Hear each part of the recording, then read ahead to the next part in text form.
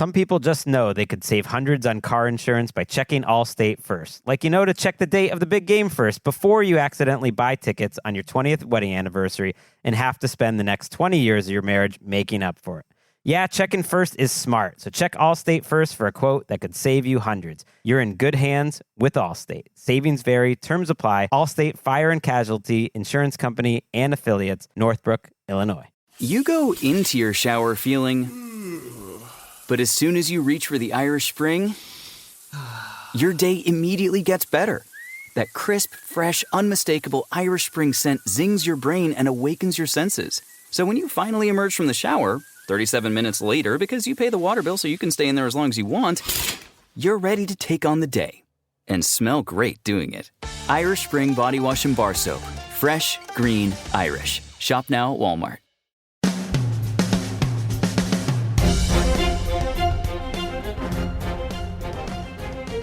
Giants Extra Point is brought to you by Citizens, the official bank of the New York Giants. Citizens is made ready for Giants fans. Hackensack Meridian Health. Keep getting better. Peerless Boilers, the world's best-built boilers. And by Moody's. Decode risk, unlock opportunity. Learn more at moodys.com. The Giants hold on to defeat the Cleveland Browns 21-15 here in Cleveland. They pick up their first win of the season. They have a 21-7 lead at the half. They hold on in half number 2, and they walk away with their first win of the season. John Schmeelk, Jonathan Casillas with you here on Giants Extra Point. JC, a much-needed win for the Giants with highlights for both the offense and the defense throughout this game. Absolutely. They put together a complimentary game. Defensively, they responded very well in the first half to that abysmal start with the fumble in the opening kickoff return and then the touchdown on the first play of the game for the Browns. And then, they made the plays when it counted. Some of the guys that, had plays made on them, like Banks throughout the game with Cooper. He made the play at the end on 4th and 5, and maybe he got a fingertip or a fingernail on that ball, maybe not. But he was there, and he was there to make that play. And, it's a good way to finish. Not the best second half, but they still finished strong and got the dub. Yeah, the bottom line, JC, they held on for the victory. They had some opportunities in the second half on offense. Jones missed a pass or two. There are a couple passes I thought could have been caught that were not. They had some penalties throughout the game. But, look, going into this game, we knew a win against the Cleveland Browns. And, look, they have a very good defense. They started making some plays in the second half, too. Was not going to be a pretty high-flying type of victory. So this team got into a nitty-gritty battle with another team that is a pretty good football team, especially defensively, and they figured out a way to win the football game. Yeah, absolutely. That's something that we've been talking about all year with the Giants. They're going to have – it's not an easy schedule that's set in front of them. Dallas is coming up on Thursday. They had to kind of get this win. You don't want to come back to MetLife 0-3. Our fans are excited to see some good football being played. And right now, the Giants, they got some momentum, and hopefully they can build on it. No question about it, and I think the conversation here – when he plays poorly, people like to get on him. I think you got to give Daniel Jones some credit here, JC. 24-34, 236 yards, 2 touchdowns, no interceptions, a 109 quarterback rating, a clean performance from Jones. And did he make every throw? No, but he was efficient. And it's the first time since, I believe, 2020 that Daniel Jones had 2 touchdowns or more in consecutive regular season games. So a really nice game from Jones here as he led this offense against a very, very good Browns defense. Again, they've been the best defense on this home field over the last couple of years, and the Giants scored 3 touchdowns against them, and they could have had a 4th at the end if Singletary decided not to kneel the ball down. A nice, efficient performance by this Giants offense, even though they did not score in the second half. Yeah, Daniel Jones made the plays that he was supposed to make. He sat in the pocket at times, and when he had a clean pocket, he delivered the ball very accurately. And then sometimes he was pressured. A couple free runners that kind of got to him a little bit, pressured him to throw the ball a little bit inaccurate. But, it wasn't that he was sitting in the pocket throwing inaccurate passes like we saw in week 1. I love the way he responded today. He looked like he looked amazing out there, especially in the first half, got a lot of people involved. And I think, he's taking the shots downfield. Eventually, that's going to be something that he's going to land on. Neighbors, Hyatt early in the first half. Hopefully, we can see a little bit more Hyatt as the season progresses. And I'm just liking what I'm seeing from this offense right now. And great way to respond with Singletary in the second half with that huge 43-yard run. Yeah, Darius Slayton did hurt his thumb in this game, so we'll see what his status is moving forward. Maybe Jalen Hyatt, through injury, might have a chance to get more of a run on Thursday night. Again, it's a quick turnaround for all the guys that got banged up today. It'll be a quick turnaround for the Thursday night game against the Cowboys. Today's game breakdown was brought to you by our local Ford stores. One engine drives this team. For current offers, visit buyfordnow.com. Ford, official truck of the Giants. Let's take a quick timeout. When we come back, we'll hear from Brian Dable from the podium, all the other reaction from the locker room.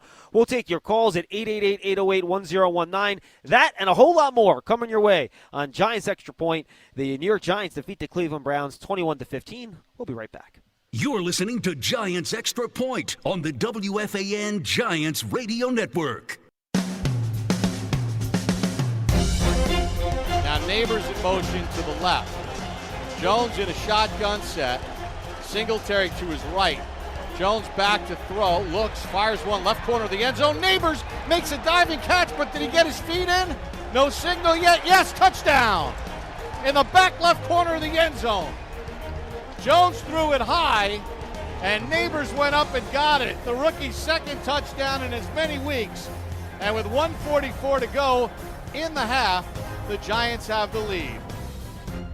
And that was a culmination of a 14-play, 93-yard drive. The Giants started that drive on the Browns, on their own 4-yard line. They go all the way for the touchdown, and that was tonight's scoring drive of the game, brought to you by Citizens. For every scoring drive this season, Citizens will donate $750 to the Giants Foundation to support their work tackling important community issues, improving overall health, and empowering our youth.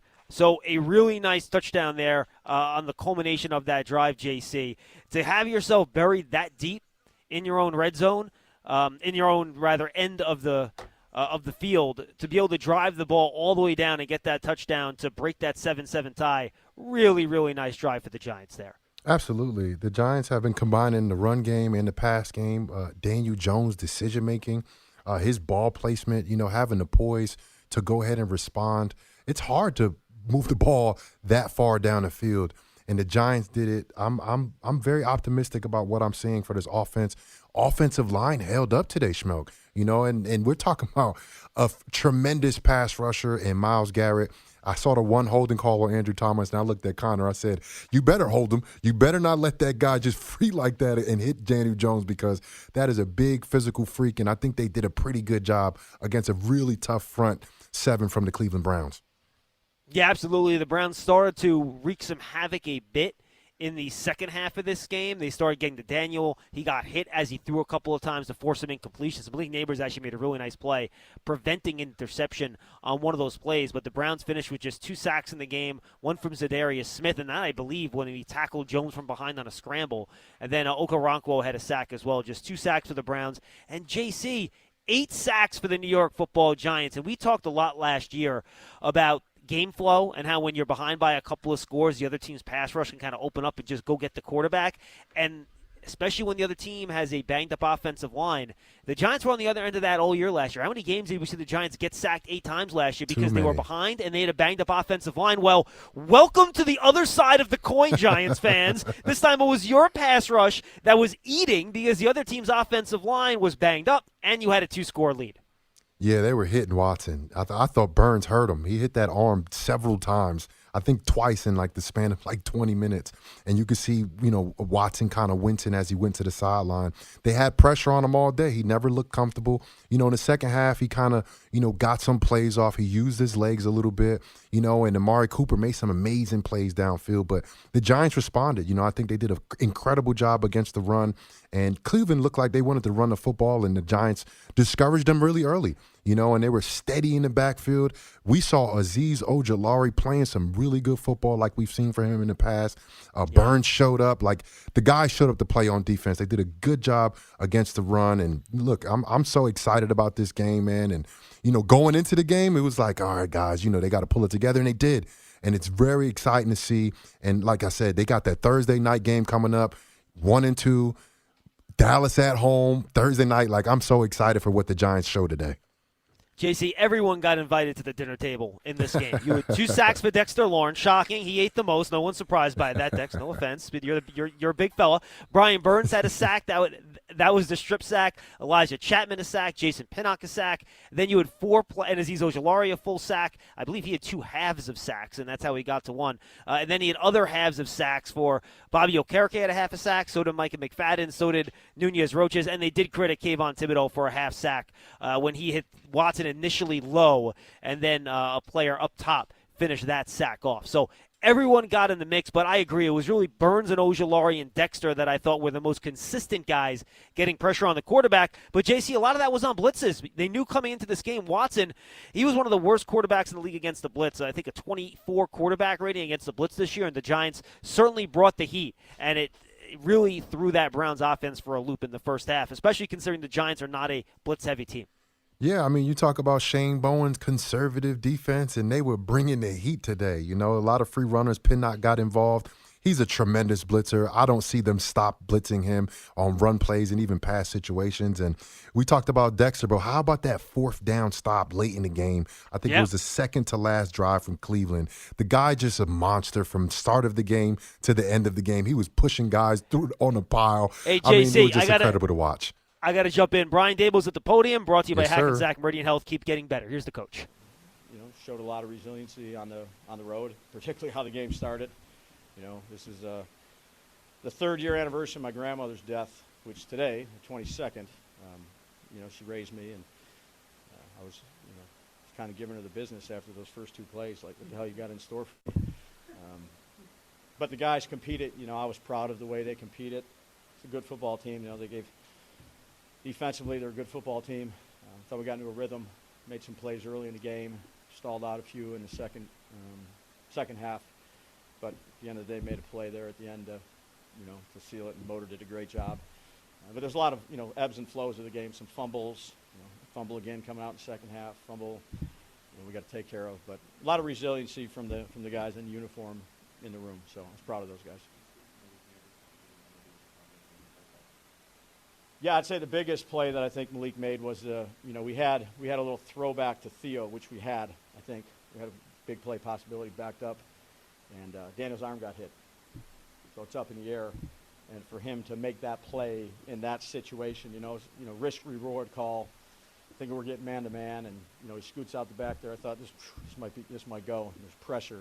And for him, the awareness to knock the ball down, that play, to me, says more about Malik than, you know, some of the other things, which, you know, everybody can see the touchdowns and stuff. But the unselfless play, the smart play that he made was a huge play in the game. Huge.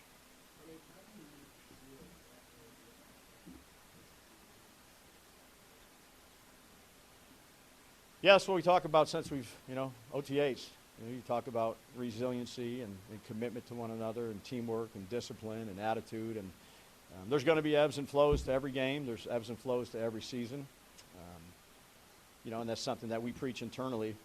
And, you know, our guys have internal confidence, but it's good, you know, to get the result. You know, the process has been right. I believe in our process. I've said that before. So their commitment to one another, you know, their next play mentality, things we preach, you know, for a long time. They haven't come to fruition, you know, because of the results. Everybody wants to see the results, and I understand this is a results business. But we believe in what we do and how we do things. And it showed, I think, in terms of their, you know, you're on the road, it's cranking there, it's a touchdown right after the fumble, and just to stay locked in and committed to the next play mentality. Doesn't always turn out your way, but, you know, today it did, and I give our guys a lot of credit. Been another good week, yeah. I mean, he's had 2 good weeks in a row. You know, I don't know what, another 100-plus quarterback rating, 2 touchdowns, no interceptions. You know, handled the noise well, did a good job of not turning the football over, executing. You know, I think we were 100%, or we took a knee at the end. So, again, red zone.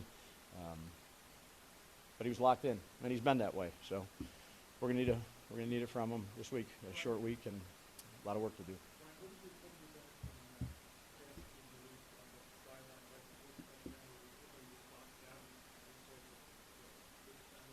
He was on the far sideline. It was one hell of a catch. I'm go back and watch it on tape, but I saw it. I said, "Oh," and then he came down with it. Again, you have a guy like that. Doesn't really matter about the matchup. Throw the ball up to him and trust that he's going to get it.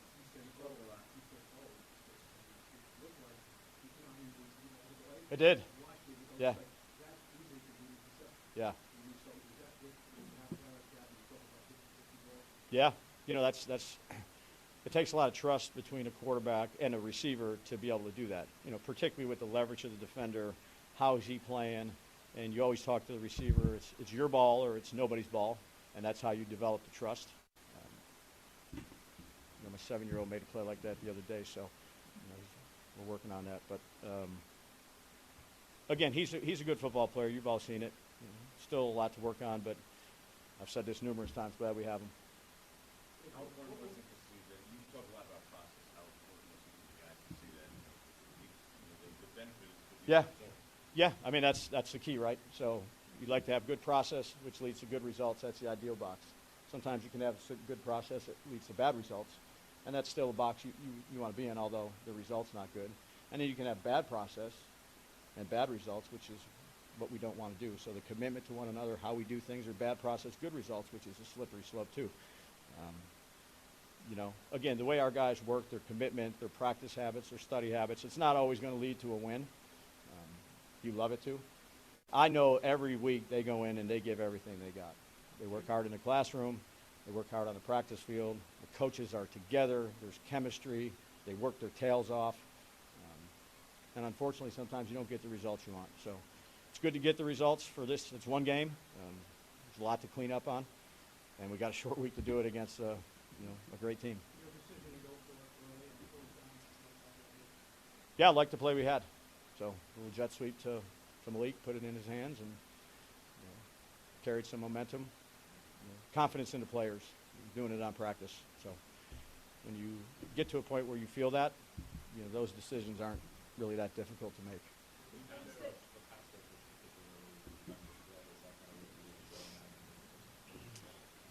Yeah, it was great. I don't know, what did they have, 8 sacks or something like that? But there was pressure too. And again, I think when you look at it, how is the game being played?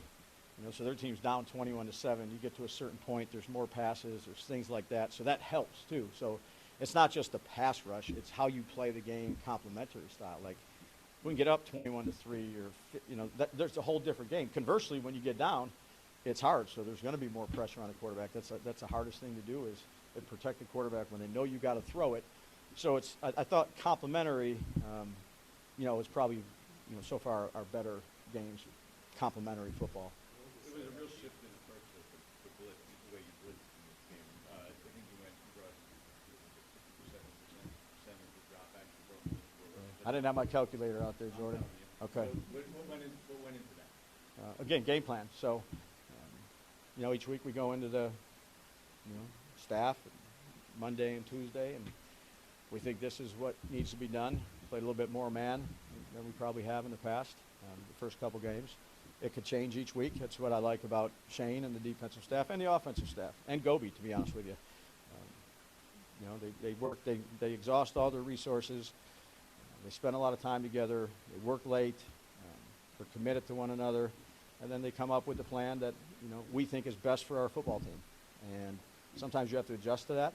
It's not working the best. Sometimes it's working good, and that's why you spend all those hours there to work. But again, it's one game, but certainly beats the alternative of the result that we've had the first 2 weeks. But got a lot of work to do. But I'm proud of the players and the coaches.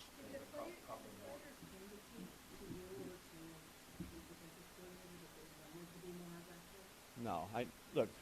Shane does a great job. Gobi, Calf, we all work together. We come up with a plan, and the players have been great. So do you take players' input on certain things? Sure.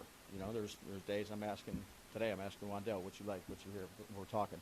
But that's what makes of the teams that I've been part of, when you can have that type of communication, Kim. That's being a team.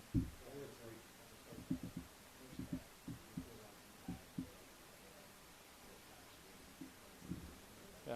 I mean, I felt I had the right plan the whole game, but we didn't score in the second half. So that's how you have to feel as a play caller. I mean, that's why you spend all that time putting it in. And then I think they did a good job of spinning it. They got to much more of a man type stuff. They were spinning it early on and doing things, and we were screening. We were doing a lot of different things too. And then it comes down to ultimately the execution of it. But we were in a little bit of a rhythm. The quarterback was seeing things good. We were we were changing up styles of play. The running game, we were throwing enough in there, but he's a really good defensive coordinator. They did a good job in the second half. I thought we missed some opportunities. And ultimately, when you don't score, you always look at yourself and say, what could I have done a little bit different? So turnovers, huge on both sides. But, I thought collectively we did enough. Still, there's stuff to clean up. There's a call here or there, like, you hit that play to Theo. That's a huge one. It's split seconds away. But you got to be willing to do that, particularly when you get up. I don't think you can close up. You got to be able to throw the ball downfield, Jordan, and mix things up when they're playing a certain style. Last point, there were 3 possessions there from the defense where they would put back on the field and the downside of the chance to get Yeah. higher scores. Yeah. Yeah, I would just say, again, you can talk about resiliency until you're blue in the face. And when you're in the midst of it, as a leader, you have to stand up and you have to own it and you have to keep things as positive as you can and look on to the next game, the next play. And, those guys, they buy in. We have a good group of young men. Again, you got to put everything you got into. You can see how close the game was today. And we got off to a fast start and was still, nip and tuck all the way through. And that's the way usually these games are. But it's one game. Again, I'm happy for the players. I'm happy for the coaches, the amount of effort and time they spend in it. But certainly a lot of things that we can clean up. All good? Thanks, guys. That's Brian Dable at the podium. And, JC, some happiness and relief there from Brian Dable that he can have a happy press conference after those first 2 weeks and get their first win of the year. Yeah, it's good to hear him after a win. It's rough to a lot more chatty. It's a little bit different than when we lose, and he talked about a lot of different things. He talked about being resilient, especially how the game started. That's literally the worst way you could start a game. You're down a touchdown after, I think it was 11 seconds, if I'm not mistaken, into the game, and the Giants were already down 7-0, but they responded very well. Didn't give the Browns anything in the first half. And, the Browns, they're a good team led by their defense, and they ended up, making some plays. Deshaun Watson, we talked about him pregame. This guy was potential MVP in 2020. It's only a matter of time before he actually gets things going, and he did. He used his legs. He has a great arm. Amari Cooper showed up. And the Giants was resilient. They held through the whole time, and Coach also talked about the commitment to one another and the next play mentality. And you saw that. I feel like, a mentally tough football team. Let's take a quick timeout. When we come back, we'll hear from some other players downstairs in the locker room. We'll hear from quarterback Daniel Jones, wide receiver Malik Neighbors. That and a lot more coming your way. Giants defeat the Browns 21-15. We'll be back with more in a second. You're listening to Giants Extra Point on the WFAN Giants Radio Network. Neighbors inside the numbers, now goes outside the numbers left. Robinson into the left slot, Slayton split right. Single high safety look. Jones takes the snap back, deep ball down the left side looking for Neighbors, and Neighbors took it away from the defender. Was he inbounds? They say yes.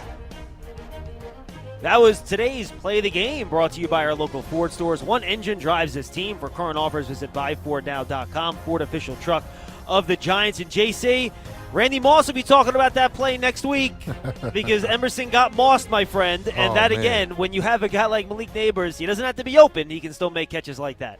2 amazing catches on that drive by him. The touchdown was absolutely amazing, too. But, Schmeelk, that drive, that was a 14-play drive. 93 yards, and the drive started with a negative 1 yard run by Singletary. You talk about a team that can put some stuff together.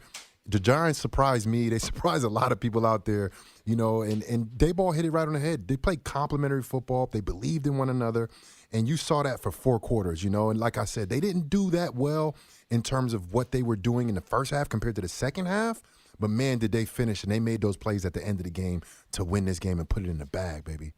Yeah, some of those telling stats that you always keep an eye on that kind of determine wins and losses, JC. even in the turnover ratio. Both teams had 2 fumbles lost in this game. Obviously, you had the Singletary fumble. Then you had the one on the opening kickoff. The Giants had forced a couple fumbles in this game. It was the Brian Bird strip sack, of course, was the big one. Giants won the sack battle 8-2 in this game. A +6 in that category is always very important. And then the Giants won the explosive play battle. They had 5 plays of 15 or more yards, while the Browns had just 3. So 3 very crucial statistical categories that the Giants came out on top in this game. Yeah, and that's what you want to do. You know, the Giants, they look to be explosive. You could tell early, you know, with that early shot to Hyatt, even though it was a little overthrown, you know, the Giants wanted to get vertical. You know, they tried Neighbors on back-to-back plays.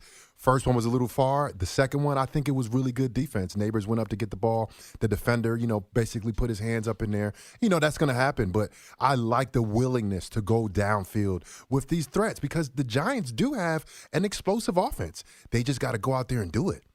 And those completions will come. Last week he missed Neighbors by about 6 inches on the left side. This week he missed them by about a yard on the right sideline on that slot fade.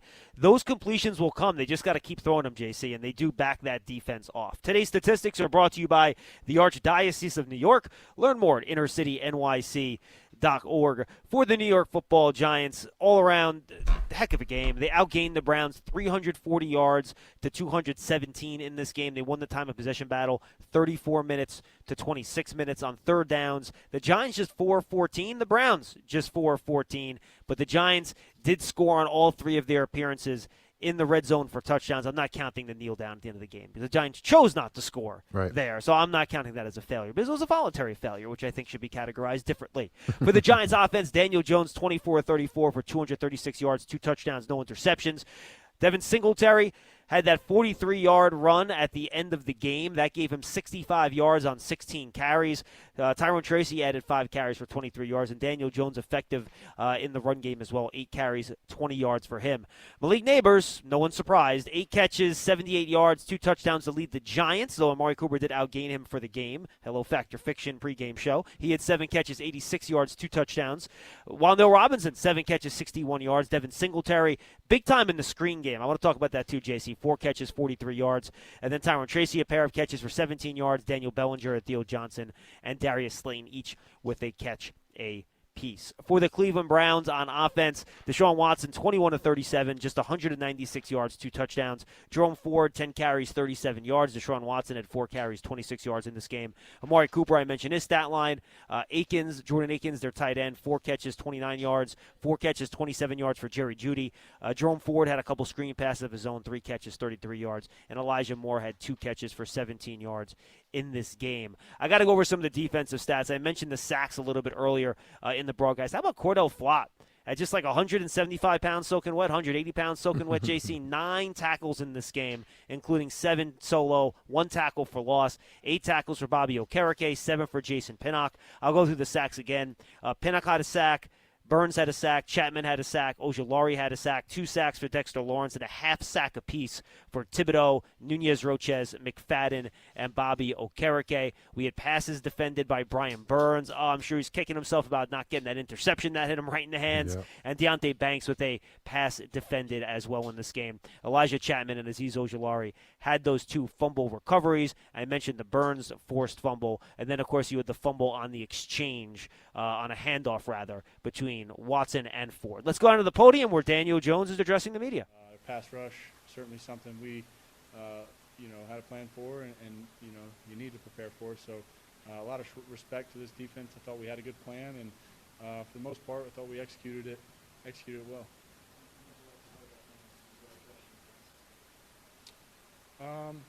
I think there were certainly pieces of the game plan where you're trying misdirection or fakes or moving the pocket. I mean, certain different things that try to play on that aggressive style. But like I said, they're a good defense, so a lot of credit to them.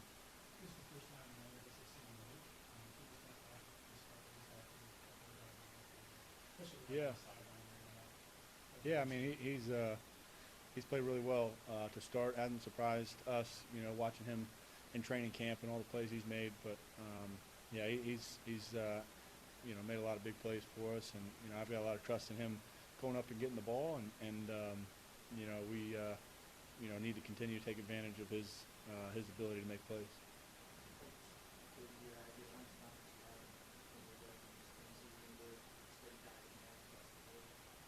Yeah, I think, in situations, where we get a lot of man, I think we really like our matchups across the board. I think we've got, talk about Malik, but all the guys we put out there, I think we're confident, in those matchups and our guys. So, I think, they've got some good cover guys over there and a good defense, but, man coverage, we like our matchup.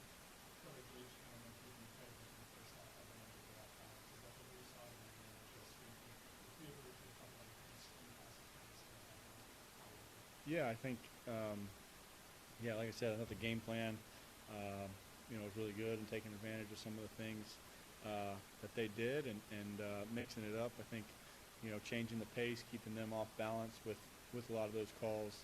I thought, Dave did a really good job with that and some mixed direction stuff, some screens, some, downhill runs, some drop back. I mean, all that kind of stuff. I think it keeps them on their heels. Obviously not the way we wanted to start, but man, huge credit to our defense, the way they played. Obviously, fumble on the kick return, and then they score on the first play, and then after that, the defense, buckled down, played an unbelievable game, and hats off to them. They were big time.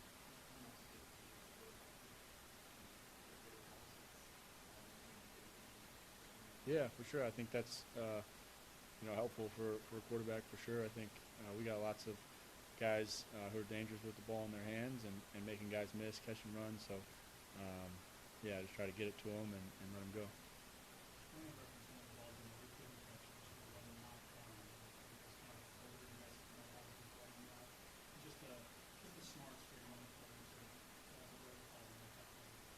Yeah, he's an incredibly smart player. He's aware and got great instincts. So, I'll go back and look at that. I didn't really see what happened, but I'm sure he made a good play.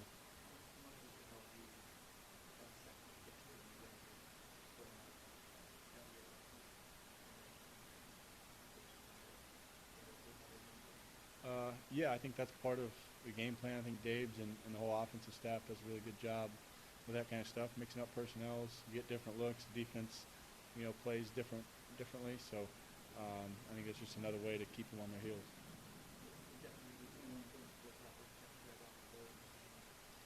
I think we just struggled to really get started. I think in the first half, we did a good job driving the ball, converting some third downs, and a couple big plays here and there. I think we just, we just couldn't find that rhythm and get started. I think, it just comes down to execution and doing what we do.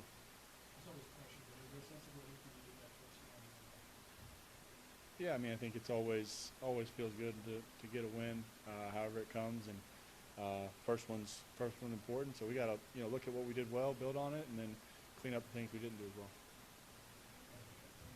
All right, thanks. That's Daniel Jones in the locker room. Today's player press conferences are brought to you by MetLife, the official insurance company of the New York Giants. And TJ talked about it in his press conference. I thought the Giants had some stuff schemed up early in this game in terms of the screen game, moving the pocket, things like that really allowed them to get some easy completions early that allowed them to move the ball. Yeah, absolutely. Dayball was in his bag, as we would say.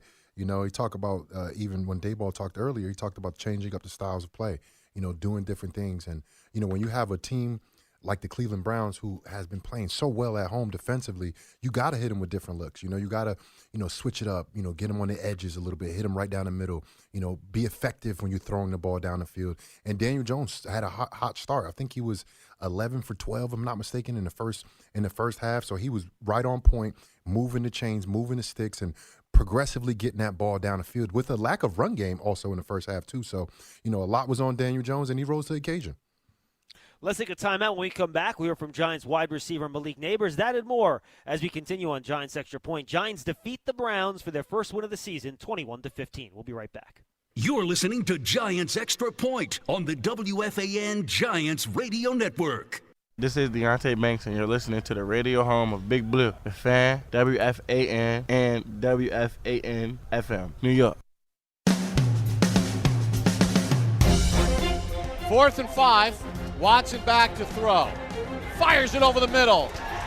And it's incomplete. Deonte Banks on the coverage of Cedric Tillman. That was the big 4th and 4 stop. We're not sure if Deonte Banks got his hand on the ball, JC. I don't know what you thought on the replay, but he certainly was in front of Tillman, but the ball did hit Tillman right between the 1 and the 9, and he did not manage to come up with the catch.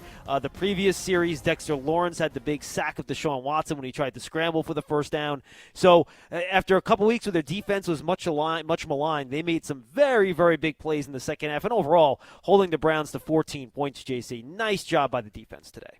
Absolutely. I mean, 8 sacks, the over-under, what was that, 3.5? Or was that fact fiction? What were we doing earlier? Blew it away. Blew it away. They did that in the first half. They did that in the first quarter. I mean, it's tremendous to see the pass rush. It's tremendous to see, Burns getting involved. Like I said, I'm telling you, he hit Watson's arm so hard on both of those plays where he got to him, and look, the Giants – traditionally, the culture of the Giants is known for their defense, led by their defensive line and linebackers. And they showed up today. And Drew Phillips being out early in the game, was it a calf? It was a calf injury that kept him out? Calf injury, yep. Man, that sucked to see. But, hey, guys stepped up. Guys were, out there playing like it was a whole bunch of Drew Phillips on the field. And that's what I talked about in pregame, because he had a lot of energy the first 2 weeks. And I really didn't see that from the rest of the defense. I saw that today from the beginning of the game. Yeah, the Giants, again, this is preliminary Pro Football Focus tracking, a 51% pressure rate in this game, which is astronomically good. To have pressure on more than half the opponent's pass plays is a really good number. 29 pressures in the game, 10 unblocked pressures, 8 sacks, 4 quarterback hits. That, again, according to the preliminary PFF tracking data. So Dexter Lawrence and Brian Burns being the two main stars in that. And again, Jason Pinnock doing a real nice job blitzing off that edge, JC. We talked about coming into this year how Shane Bowen would utilize Jason Pinnock in a different scheme after he was such a good blitzer for Wink Martindale, but it really seems like Shane Bowen is leaning into that. Yeah, absolutely. I mean, look, if it ain't broke, don't try to fix it, And Pinnock has been a great blitzer, not only just in the run game and in the pass game as well.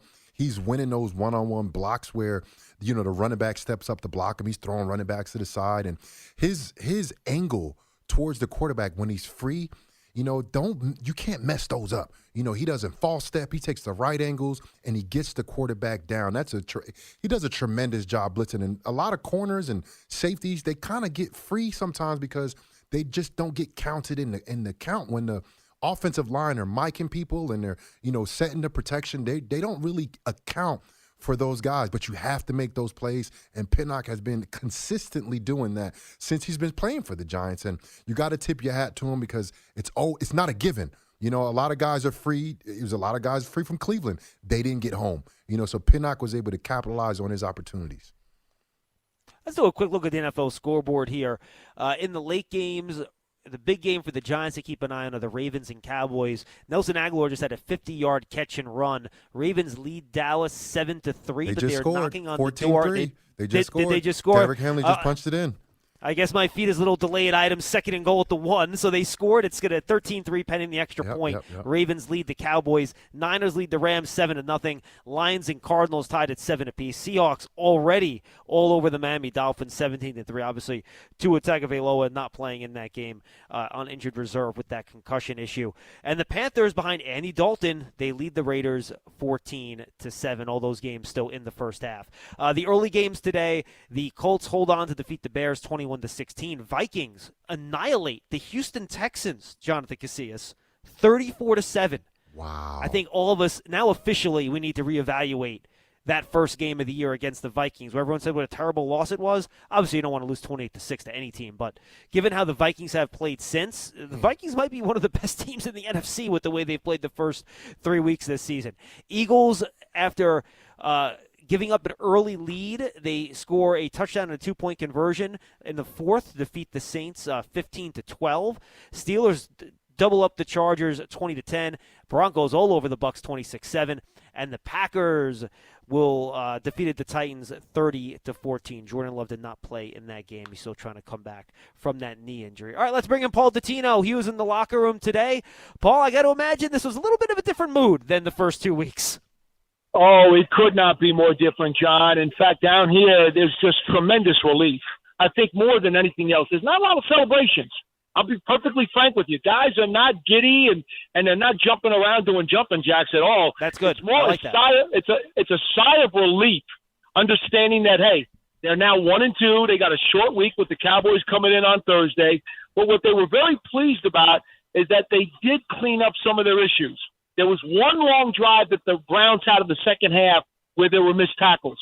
Otherwise, in talking to Bobby Okereke, particularly after the game, they cleaned up most of that stuff, and that was important. They played that complementary football we always talk about. They get that 21-7 lead going into the locker room at halftime. Offense had looked really good. The only disappointment that I'm getting from anybody right now is the fact that they did not build on that lead more and actually allowed the Broncos on the scoreboard to make this a closer game than it needed to be. Yeah, absolutely. Look, the Giants got out to a great start. That's something we're not used to seeing. And we're talking about a great start after the first 11 seconds of the game, Paul. Could not have gone any worse. Fumble on the kickoff return, touchdown on the first play for the Cleveland Browns, and the Giants did nothing but respond in that first half. Coach Daboll talked about being resilient. You saw a resilient bunch of guys out there making plays late in the game. Did they look perfect in the second half? Absolutely not. But when it came down to it, Dexter Lawrence, Banks, they made the plays when it came down to it. That's what we haven't seen from them. First 2 weeks, we saw some good play from those guys, but then at the end of the game, they didn't make those plays, and they finally put it together today. The last 3 Browns possessions, Azeez Ojulari recovers a fumble. You get Dexter Lawrence stopping a 4th and 1, nailing the quarterback. And then on the final 4th down play, it looked like a pinpoint throw to Tillman. Certainly had a chance to catch the ball. Banks had really good coverage. Whether or not he impeded some of his concentration on the ball, I don't know. I know he was close to him. He was right there in blanket coverage. Bottom line is, the last 3 possessions, when the Giants were certainly on the ropes, taking a standing 8 count, and they could have gone down, they maintained their feet and they stood up. And that's a big deal. Paul, and I said this to JC, with 8 sacks from 9 different Giants in this game. This was the other side of the coin of what the Giants dealt with all last year. It wasn't them that had a million injuries in the offensive line and was playing from 2 scores behind against good pass rushers. It was the Browns. And we saw the Giants' pass rush and defense able to take advantage of that with a bunch of different guys all contributing, getting after Deshaun Watson throughout the game. You're so right, John. And it wasn't just always your typical 4-man front either. Sometimes there was a delayed blitz. Sometimes they were sending a guy from the inside. Sometimes they were sending guys from the outside.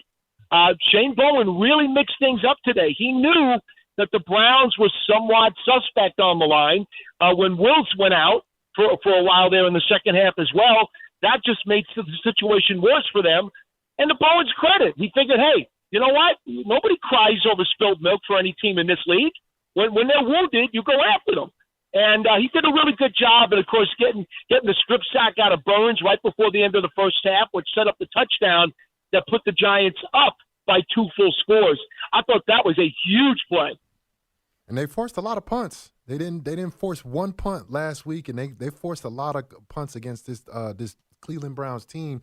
And at one point, Deshaun Watson, I think it was 7 passes in a row where he couldn't complete a pass.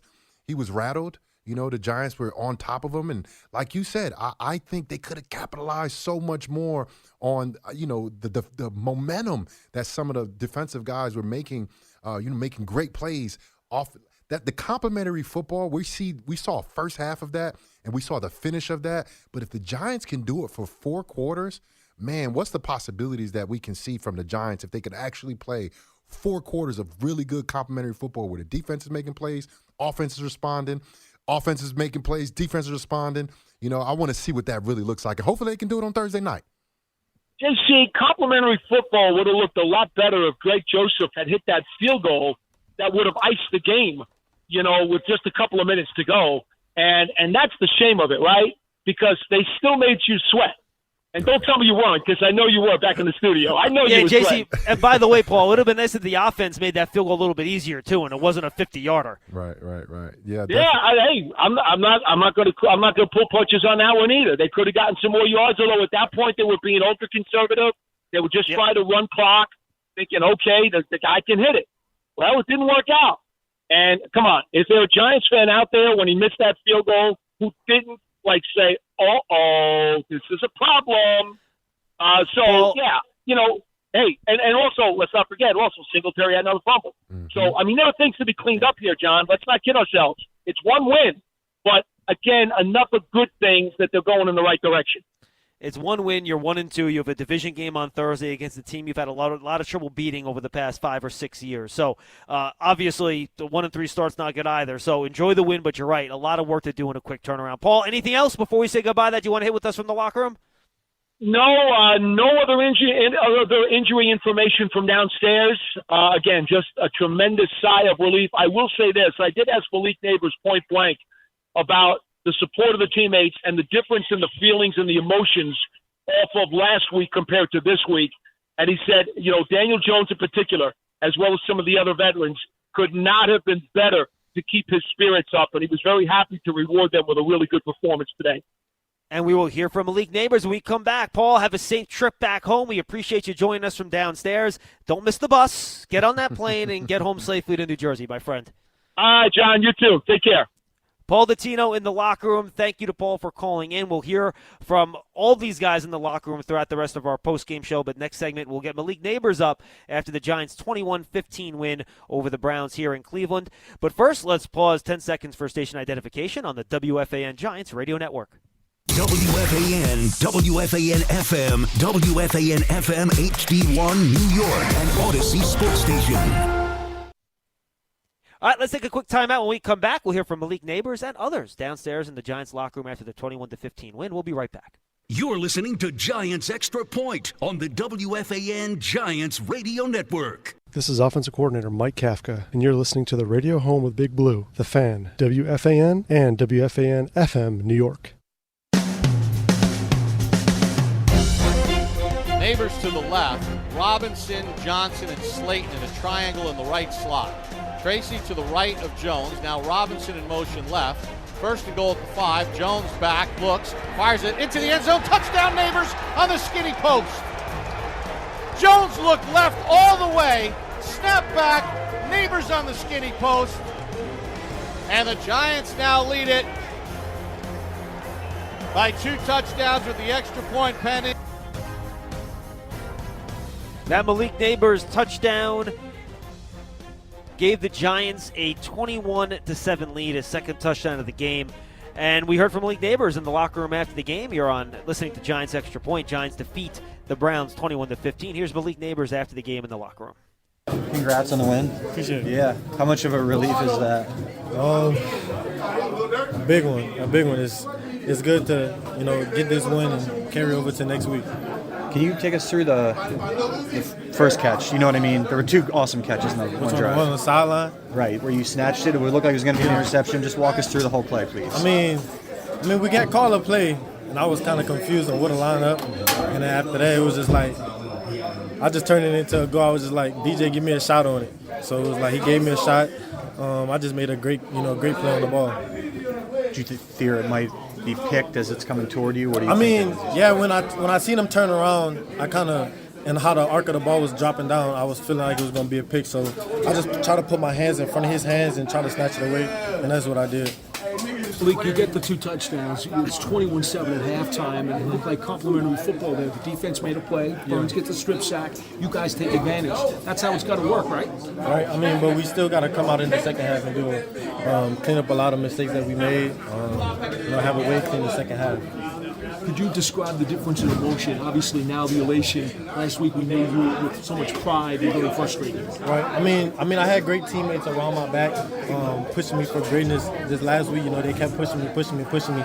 So I just thankful to those guys that they kept pushing me to try to be great. And hopefully, I bounced back and had a great game for these guys. It was just a thanks for my teammates, really. How much does Daniel Jones help out being the quarterback? I mean, stepping up in the pocket and making great throws. I mean, y'all seen it, all today. Took a lot of great hits, delivered the ball well under pressure. So having him as a quarterback has been really good for me as a receiver. How did the first touchdown play develop? Leaping catch, both feet in. The one that came right after the one you just discussed. So can you walk us through that one from start to finish? Yeah, that one was crazy. I came in motion. I was watching film on 23, and we kept seeing that he was trying to undercut those routes at the top of the end zone. And I just made up this play to Dave's, and he was like, "Yeah, let's run it." So we attacked it early in the end zone. And I just made a great play of getting inside, making him trail my hip and then bouncing back outside. The ball was a little bit high, but I feel like once I jumped up, I'm able to change my body direction and get my 2 feet in. When you said you made up the play? Yeah, I went up to him. I was like, "Look, guy keep undercutting routes. Let's try to hit him with a little shake route that we call it." And it was just like, "Yeah, let's run it." When did that? Sorry, I just want to clarify. Was that in practice, or was that earlier this week? Yeah. Okay. So you kind of talked it through with him. Yeah. Was that play already in your guys' playbook? Yeah, it was already in the playbook. So you're like, I think this particular play will work because of that. Right. Gotcha. And what was his reaction when you offered the suggestion? He was like, "Well, yeah, we gonna watch it." He was say he was gonna watch the tape on him. He seen the exact same thing I seen, and he was like, "Okay, we can call it." He was just like, just running in practice a couple times, get on the same timing with DJ, and then we did it in practice. Well, we had pretty good confidence about it, so we ran in the game. Nice. Malik, how much of a relief is it to get the first win, even though it took the third one? Right. I mean, we get rolling on to next week, so it's a great one to have that feeling to get rolling on to next week, and we got Dallas coming on Thursday, so it's a great opportunity for us to roll into the next game with a dub. What's it mean to get your first NFL win? That's something, having had 2 NFL losses, I guess, to get your first team win. I mean, it feels good, but like I said, trying to keep this thing going on. It's not like college, so I'm trying to keep this humbleness going, going on into next week. Just trying to keep on trying to get better every week. Hopefully, get another dub next week. Given how the first 2 weeks went, it wasn't just that you guys lost, but those are pretty kind of crushing losses, Yeah. And so how badly did you guys need this? Because the Cowboys are looming there. I know you don't look ahead, but how badly did you need this? I mean, today? every game we want to win badly. Yeah. I mean, but it's adversity. I feel like we handled adversity pretty well. Came out into the next week, didn't think about last week, and we came out here. Defense did a great job of getting a lot of stops. So having that kind of defense out there, makes us offensive players really better. What did they do to take you away in the second half? I didn't feel like they really did anything to take me away the second half. I mean, we had a lot of opportunities to plays to be made. We just got to capitalize on those plays. And the one that sailed a little long. Yeah. What happened there? I had a great release. I felt like the arc of the throw was going long, so I tried to speed up and just lay my body off for my team. Just some things we got to capitalize on. You said that you're trying to get better. The past 2 weeks have been pretty phenomenal for you. Right. What do you need to do to get better? I mean, it's consistency. Stay consistent. Stay the same elite that my teammates know that I am. Stay with the same mindset that I got when I'm out there on the field. And just keep being that kind of leader that our team needs around us. We're rejoined by Jonathan Casillas back at the FAN studios in New York. I'm here live in Cleveland again. The Giants defeat the Browns 21-15. And, JC, I don't want to sound like a broken record, because I've said this each of the first 2 weeks. Every time I hear this guy talk after the game, I'm impressed by him. He's asked about how great they played, and he says, well, we got to be better in the second half. So he volunteers something that they have to be better at, even when they're not asked a question. And then the fact that he's doing his own film work during the week and noticing something a defensive back does, and he goes to the coach and knows the type of play they should run in a certain situation in the red zone to take advantage of that. I mean, you tell me. You've been in the locker rooms. I haven't. Is that normal for a rookie to be doing stuff like that? Nah, I mean, it sounds like the guy has media training. Like this kid, I mean, we all understood how phenomenal of a talent he was from, what he did at LSU. If it wasn't for Jaden Daniels, he probably would have been up there in that Heisman, candidacy. And we saw him in training camp, and we were like, oh, man, look at this kid. He looks spectacular. And then I'm listening to him talk, and I'm like, is this the same 21-year-old kid that's making all of these plays? It is. The guy is a man. He's a young man, but, man, he sounds so poised. He sounds so mature.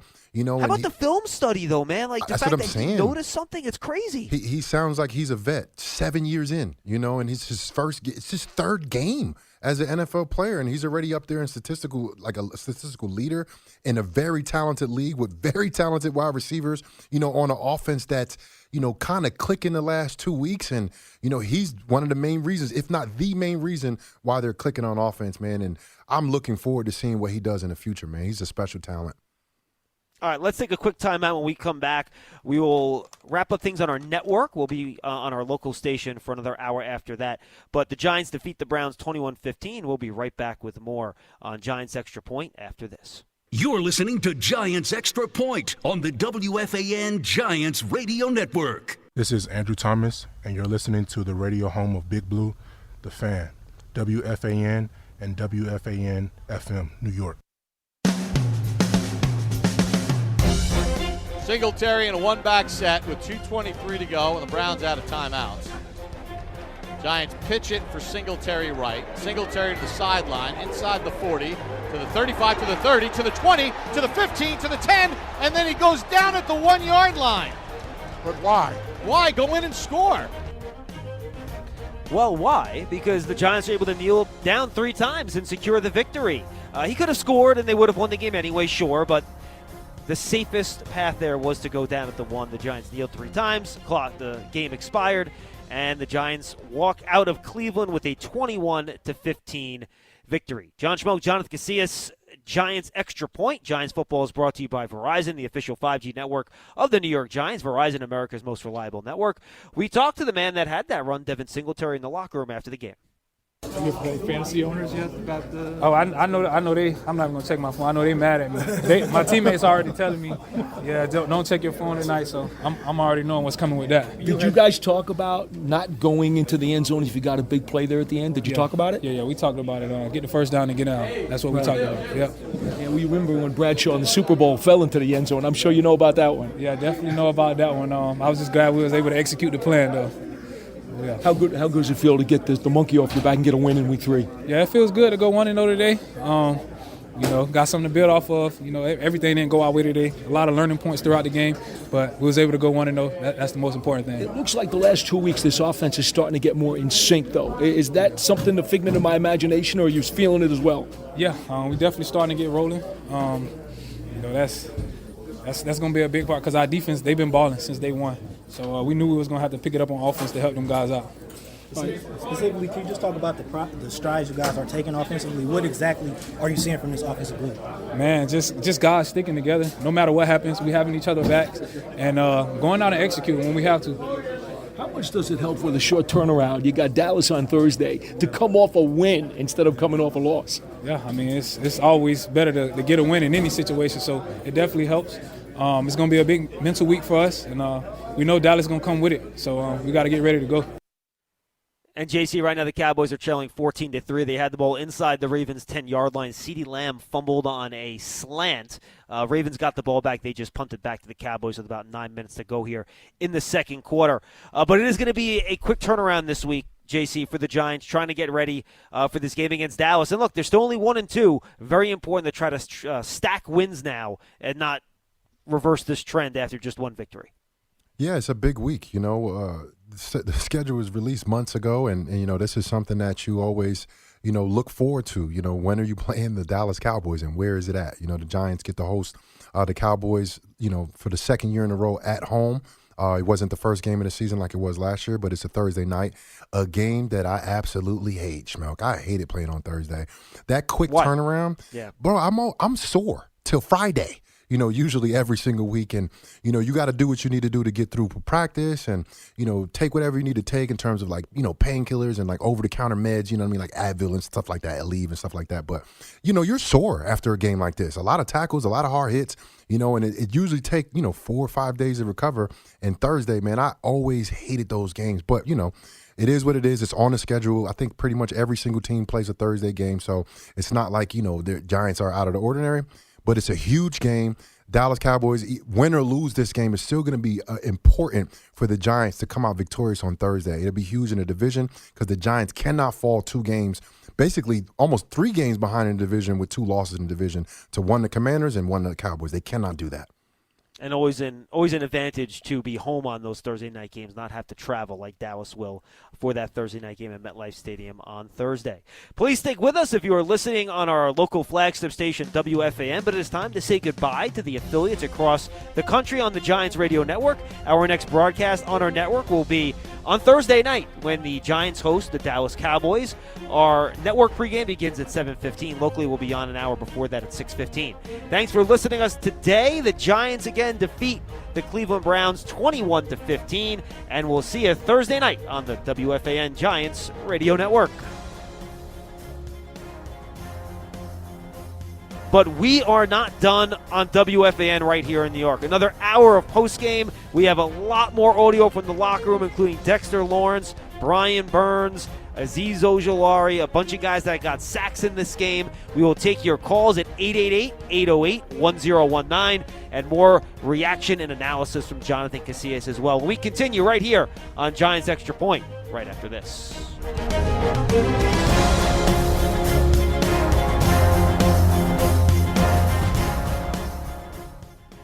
This is Brian Dable, head football coach of the New York Giants, and you're listening to radio home of Big Blue, The Fan, WFAN and WFAN-FM, New York.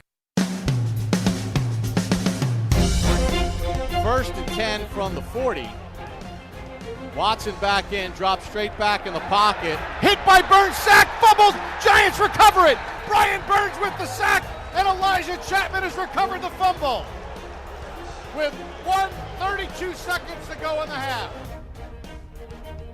And that was our turning point of the game. Listen to Boomer and Gio on our flagship station, WFAN, tomorrow morning in the 9 a.m. hour for the Giants Turning Point of the Game contest. The first correct caller to name the game's turning point will win 2 tickets to an upcoming Giants home game. And that big sack fumble by Brian Burns set up the Giants' 3rd score, which put them up 21-7. That really did change the momentum of this game. And the Giants' pass rush was active the entire game, really was giving the Browns' offense trouble throughout. 8 total sacks by 9 different Giants. A lot of guys getting their chance to get after the quarterback in this game for the New York Giants. Brian Burns, who had that sack fumble, he talked to the media in the locker room after the game. Let's listen in.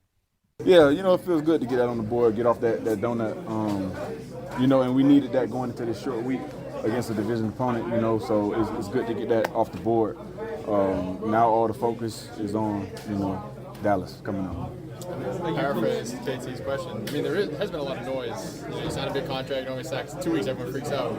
Did you hear any of that? Man, this is a part of, being on the outside. They don't necessarily know what's going on the inside, but it's all, he said, she said. What about hearing on the road the home team boo their quarterback? That's I didn't hear that. You didn't hear that? No, I didn't. But could you tell he was getting... He was getting frustrated, yeah, for sure. Because he was getting a lot of hits on him. Yeah. A lot of people was in his face, and, so, yeah, he was getting frustrated. Yeah. Right, what do you think of Malik and some of the plays he makes on the other side of the ball? Kid's special. He's showing y'all week in, week out. He's special. I just kind of hope he stay on that track, stay doing good and really embrace that position he's in. Is that your plan all along on that strip sack to go after his arm? Did you see it? How does that develop? It's kind of just instinct, when you're coming around the edge. I felt like he was getting ready to wind up and throw. So, I just aimed. I waited a little bit and aimed for his arm, got the ball out. Glad to see Elijah jump on that one. Hell yeah. That was a big play. Would you say as a team, are you guys feeling relieved right now, or is that the wrong way to describe how you feel?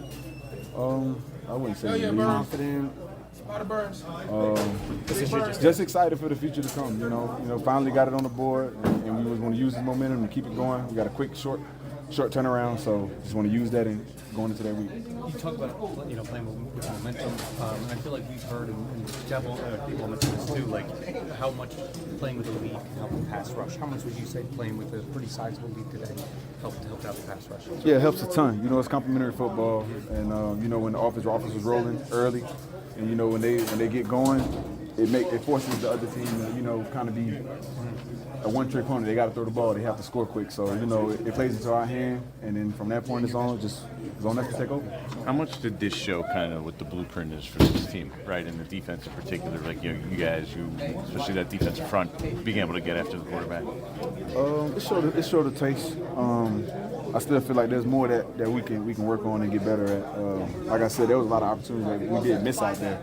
As well as we did affect them, there was some that we missed. So, you know, once everything is hitting on all cylinders, I think it'll be scary. You made a point about competitive stamina last week. Appreciate you, man. Did you guys find that? Did you unearth it? Like, did you think you had it and then you were able to show it today? Where did that come from? It showed in bits and pieces. I feel like it's still room of improvement for the competitive stamina part. You know, but that's mainly just like when you're up on somebody, when you have that energy, don't give it back to them, you know. Be able to stay locked in the entire game and don't waver. So it's pretty much what that is. But, I mean, it came back and we got the dub. That's all that matters. Jonathan Casillas, your thoughts on what we heard from Brian Burns right there? I mean, look, he talked about it. He backed up this talk. You know, he kind of got shut out the first couple of weeks, and you know, I'm media now, so I kind of hear everything that's being said about the Giants. You know, and people. Which, by the way, we both know sacks in a large part are out of a player's control. You can get pressure, but if the ball's coming out quick, there's really not much you can do about it. Yeah, exactly. You know, and look, the Vikings, Sam Darnold, they are an impressive team. You know, they turned our heads, they opened our eyes, you know, week one, and then I think the league now understands the Vikings are a little bit better than we all thought, you know, and Brian Burns couldn't get home against them in last week too, and he took advantage of that. He was in the backfield a lot, you know, and he wasn't the only one too. And he had a sack that got called back because of a penalty last week, and he's forced 2 offensive holding penalties in the first 2 games as well. Oh, he's a problem. It's hands down. He's a problem, you know, and he's a guy that, you know, will build off this momentum, you know, and look, the Dallas Cowboys, they're a tough out every single time. You know, the Giants have struggled with them. But with Brian Burns and Dexter Lawrence and those guys leading the pack, you know, I need to see my boy Kayvon Thibodeau, you know, show up on the sack end too, because he had some good plays in there as well. Did he get a credit for anything sack-wise today? Because I know he was in the backfield a lot. He had a half sack. Okay, that's good. So, look, the Giants going to build off of this. You know, they had a not great showing last week against the Commanders, especially against the run, and they did a great job against the run. Every single week I look to see them make strides, and that's what they're doing. They're improving. Offense improved from first week to second week to third week, and I expect the defense to do the same, making that real complimentary football. Put 4 quarters of complimentary football together, and I want to see what that end product look like. Fellow pass rusher Azeez Ojulari had a sack of his own. Paul Dottino had a chance to catch up with him in the locker room after the game. Azeez, defensively, you guys stopped them on their last 3 possessions. It starts with about 7.5 minutes to go. You recover a fumble. Take me through the play, because at first, I think the Browns fans thought the Browns had recovered the ball. Yeah, when I seen it was crazy, man. The ball was on the ground. I ran to it quick as I can.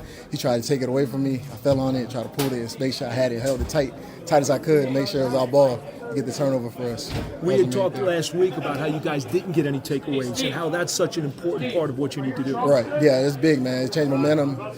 You know, it was momentum swing, and you know we needed that, and it was a great play. All right, the 2 4th-down stops that come on the next 2 possessions that close out the game. Yeah. You get Dexter Lawrence stuffing a 4th and 1, and then forcing an incompletion there at the end. Yeah, you know, we big-time played Dex, all of us, 11 men out there trying to play our balls off, man, just play hard for each and other, man, just trying to go all out, got off the field, on to the next.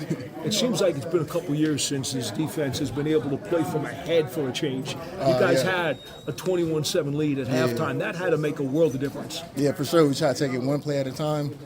Just on to the next play mentality. Just keep going every play, and it showed out there today. You knew Brian Burns was nicked up with the shoulder during the week, right? So there was going to be more pressure even on you guys up front to do what you had to do. But I thought you guys did a good job today. Yeah, we executed what we had to. The coach's game plan. We all worked together, and it showed out there.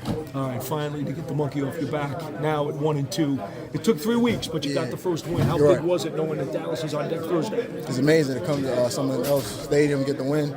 It's huge, you know. Now we got another opportunity next Thursday. We got to attack it one day at a time and get ready to go. Azeez, thanks for your time. Appreciate it. Burns had the groin injury there. It limited him a little bit late in the week, but he ended up playing, had a big-time game. Giants football is brought to you by our local Ford stores. One engine drives this team. For current offers, visit buyfordnow.com, Ford official truck of the Giants. And, JC, I thought this was very much a style makes fights type of game here for the New York Giants against the Browns. DeJuan Jones, who was starting at right tackle, Jack Conklin hurt his hamstring late in the week, and he wasn't able to play in this game. DeJuan Jones had played well the first 2 weeks. If you look at some of the metrics, he had not allowed a ton of pressures. He was obviously a high draft pick, very talented guy, but he's a tank. He's 380 pounds, not crazy. the most fleet-of-foot guy in the world, and I thought they really attacked him, whether it was Brian Burns, whether it was Azeez Ojulari, whether it was Kayvon Thibodeau. They said, we are going to make you set wide. We are going to speed rush you to death. We're going to try to dip on you to see if you can bend. And they attacked him on that outside shoulder again and again and again, and they won consistently on that side of the offensive line. 380 pounds, Schmeelk, is crazy. That is a mountain. We talk about Dexter Lawrence. Dexter Lawrence, he's outweighing Dexter by at least 40 pounds, maybe 30. Dexter might be eating a lot. It's season time. But what mountains cannot move, Schmeelk. Mountains cannot move. They stay anchored in, and they exploited something. The Giants do have some athleticism outside on the perimeter. Burns is nicknamed Spider-Man. He's a freak of nature. Kayvon Thibodeau as well. And I've been talking about Azeez Ojulari ever since you guys brought me a part of this broadcasting team, man. And I love the way, he's always been productive. He had to stay on the field healthy, in the backfield, so many different plays that he was a part of in the run game and in the passing game. And now you have a three-headed monster of pass rushers on the outside, partnered with the beast in the middle and Sexy Dexy doing that dance. I don't know how many times he did that dance today, but, things are looking up, and I expect them to go ahead and use this momentum to go ahead and look. Dallas is always a tough out for the Giants, and now they have the momentum going into the season, going into this game instead of, week one, it's, you don't have no momentum. You literally, start, and Dallas has been burying the Giants week one for years. Now the Giants have a little momentum. Let's see how Dallas plays and, finishes the game tonight. Right now they're down 14-3. Zeke just dropped the pass. Good for him. And let's see what they do, for the rest of the game. Look, the huge game for the Giants coming up. This was a huge, huge win for the Giants. I can't even imagine going into MetLife with the Giants being down 0-3 against the Dallas Cowboys. Now they're 1-2. That's a huge difference, Schmeelk. One game really matters in the NFL. It does. And, JC, you cannot get after the quarterback if you don't stop the run. Now, I think there are probably going to be a lot of questions in the Browns locker room today about why the Browns didn't try to run the ball via the traditional run game a little bit more in this first half. They only had about 5 traditional runs in the entire first half of this game before it became a 2-score contest. Jerome Ford, just 10 carries, 37 yards. Donta Foreman, just 2 carries, 5 yards. That's 12 carries in the traditional run game against a team that gave up 200 rushing yards the week before. But when the Browns did run the ball, the Giants did a really good job stopping it. And that's what allowed them to get them into those third and long situations to get after the quarterback.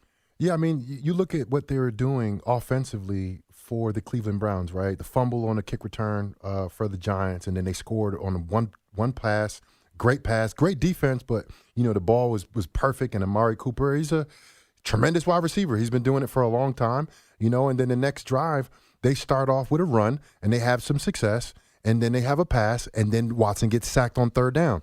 It was a defensive offside, so then they got a first down, then they're throwing the ball again, and then they sacked. They threw the ball 3 more times in a row. And it's like, why don't you run the football? You question sometimes, the thought process. You know what I mean? Like, you have a good run game. You have been running the ball with a fair amount of success. The Browns are known for running the ball. Yes, they don't have Nick Chubb, who's a tremendous running back, but those two backs, especially Ford, those are good running backs. I don't understand why you go away from them. You're up. You got to touch. You forced a fumble, got a touchdown. You forced a punt, a 3-and-out punt for the Giants on that first possession. You have a lead. Why don't you run the football? I don't know. Scratching my head here, but I'm glad they decided to do what they did because Deshaun Watson, he was very inaccurate. He was pressured the whole game, and that ended up being the 8 sacks, the turnovers that was caused, all by his defensive front. And it wasn't the right, I don't know, it wasn't the right approach for me for the Browns in responding to being up 7-0 at 11 seconds into the game and forcing the punt. I just don't understand it, but the Giants capitalized on it. That's what matters the most. The Giants capitalized, I think, on a bad decision for Cleveland Browns to get past happy early in the game. 888-808-1019, 888-808-1019. Let's go to Cliff in Manhattan before we go to our break here. Cliff, what's going on, pal? Hey, great stuff, guys. Great to hear the rundown on the whole thing. I'm glad we didn't bench the quarterback and fire the coach. I mean, It's almost like, Cliff, you shouldn't make rash decisions after 2 games. I know that sounds crazy, but but look at the way my team doesn't lack character and heart. Are you kidding? When Paul said, there were moments, like when they missed a field goal, there were like 5 of those moments, and the defense came up every time. That's just great. But the thing I thought of in the first half was we were saying going into the season we weren't the kind of team to do exactly what we did today. An 81-yard drive and a 93-yard drive. One was 13 plays, one was 14 plays, one was a little more than 7 minutes, one was a little less. And I think that the difference seems to be we invented a new way to do that, right? Yeah. In what way? I was sitting there. I thought you were going to keep going. Yeah, me too. With the game plan and the play calling, and understanding who you had to work with and the players and what stage of development they're at, and how much experience they have and how much experience they have working together. And you came up with something that could do that. Did anybody think we were going to come out throwing aggressive like that? But I didn't see any chunk plays. That's the thing that we thought we needed to have to be able to move the ball a long way. And I don't think we really had any. If a chunk Giants play had is more 5 than 20. plays of 15 or more yards in the game. So is a chunk 15? I thought it was 20. It depends who you talk to. If you look at some of the analytics, a 15-yard play on a drive makes it almost 3 or 4 times more likely that you're going to score. So I like to use 15. If you want to use 20, the Giants had 3 plays of 20 or more yards, including that 40-yard run by Singletary to close out the game. Okay, but that just impressed me that we held the ball that long and moved it that far. Whether it's 15 or 20, I thought that was terrific. But we still are the team that has to play our best game to win, and we don't get by with we shouldn't have to play perfect on offense. I wasn't so sure about drops and stuff on offense. But I had the Cowboys on waiting to get on the phone here with you guys, and without the sound, of course. And they're still awesome, and they're still vulnerable, and they're being handled very well by a very good defense. And I wonder if our defense can be as good as the Ravens. It almost looks like they could be. We'll have to wait and see. Cliff, thanks for the call, man. Cliff, and it also helps when when Daniel Jones is very accurate with the football, and that's what he was. He was very accurate with the football early. If I'm not mistaken, he didn't really have an incompletion besides the deep attempt to Hyatt. He was like 11 for 12. I don't know exactly what he was, but he only in the missed. First half, I believe, JC, 17 of 19 in the first half. Like that's incredible. That's incredible with a couple of explosive plays in there. But what I'm looking forward to seeing is them actually connecting on those deep plays. It was a couple targets that were like just a couple inches, a couple feet away from the receiver. I think Daniel Jones was going to learn these wide receivers, because what I'm happy about, Schmeelk, he didn't underthrow them. He overthrew them. And that's a promising thing that you can see. And these receivers are fast. You throw that ball with a little bit more air, leave it in the air for just 0.2 seconds longer, those receivers catch it and running. And those would be big plays, not just big plays, but possibly big touchdown plays as well. We have plenty more audio from the locker room. We have more of your calls at 888-808-1019. Let's take a timeout. We'll come back with more on Giants Extra Point. The Giants defeat the Browns 21-15 to get their first win of the year. They're 1-2. We'll be right back. You're listening to Giants Extra Point on the WFAN Giants Radio Network. This is Dexter Lawrence II, and you're listening to the radio home of Big Blue, The Fan, WFAN, and WFAN FM, New York. Giants defeat the Browns 21-15. Welcome back to Giants Extra Point. John Schmeelk, Jonathan Casillas with you for another half hour or so talking Giants football. The phone lines are open at 888-808-1019, 888-808-1019. And when we're done, WFAN FM will be joining the broadcast of the Yankees game, which right now is on WFAN AM. Dexter Lawrence, who you just heard from, coming back from break. He talked to the media in the locker room after the game. Let's listen in to Dexter. and to see, what Burns was able to do today, just kind of unlock himself like that. Well, yeah, that's. I mean, to me, that's who he is. Yeah. And a little 2 games late, but but perfect time. And I'm excited to keep growing with him and keep this train moving. Appreciate that. Thank you. Tex, you guys, started off 0-2, come out here. There's a fumble and a touchdown within seconds. How do you guys recover from that, and how as a defense do you say we're not putting up any more points this half? I think honestly it's just the mentality that we roll with. We know plays going to happen. It's just how we're going to respond to that. And good teams respond well to it, and that's what we was wanting to do. Now you're sitting 1-2, the division's wide open and stuff like that. You're just taking it game to game, or the Cowboys coming in a quick turnaround. How do you feel looking up to that game so quickly? It's I'm gonna enjoy this for this our plane ride, and get to work. Start taking care of my body, start preparing, looking at some tape, and get ready to go win another game. You see Banks make a huge play at the end of that game. In the biggest moments, he's been showing up. How does that help motivate the team, and how do you see him so far? Good. His mind is good, and I just tell him to shake it. Guys gonna make plays here and there. It's all about the next play and how you're gonna respond and make the next play. I think everything is about response and how you handle tough times. JC, I want to ask you, because I thought Hoffman asked a good question there. The Giants come out. They fumble the opening kickoff. Then first play from scrimmage, Amari Cooper catches a touchdown down the left sideline. What mentally is that like for a player, especially coming off of 2 losses like the Giants have had the first 2 weeks, on the sideline trying to not get into, here we go again type of mentality? Well, you got to respond. Stuff happens in the game. You wouldn't think that early in a game where it's like this is like the most disastrous thing that could happen happened. Fumble literally in the first 5 seconds of the game, and then a touchdown being scored with you in another 5-6 seconds of the game. It's like you can't really start any worse besides a touchdown on the opening kickoff, right? That's the only way that could be worse than what happened today. But you have to respond. The ebb and flow of a game, the momentum of a game, things happen. Stuff happens where, you might commit a penalty. Something happens where they score a touchdown, or, you do something that allows a big play, whether it's offensively or defensively. You have to respond. And that's what you saw. You saw the Giants respond. You saw them come out. And look, they did go 3 and out on that first play, on that first drive that they actually had when they had possession of the football. But then the second drive, they had a long, meticulous drive, that was a couple penalties in there that hurt them, but they kept on responding. They kept on being resilient, getting that ball down the field. Daniel Jones looked very comfortable in the pocket, missed a deep throw, but he was hitting all the passes that they gave him. Malik Neighbors is making some things happen after the catch. Wan'Dale Robinson, his yak after the catch was tremendous today. Not a lot of targets. I expect him to get a little more targets, and I keep saying this every week. I'm just trying to put it out there.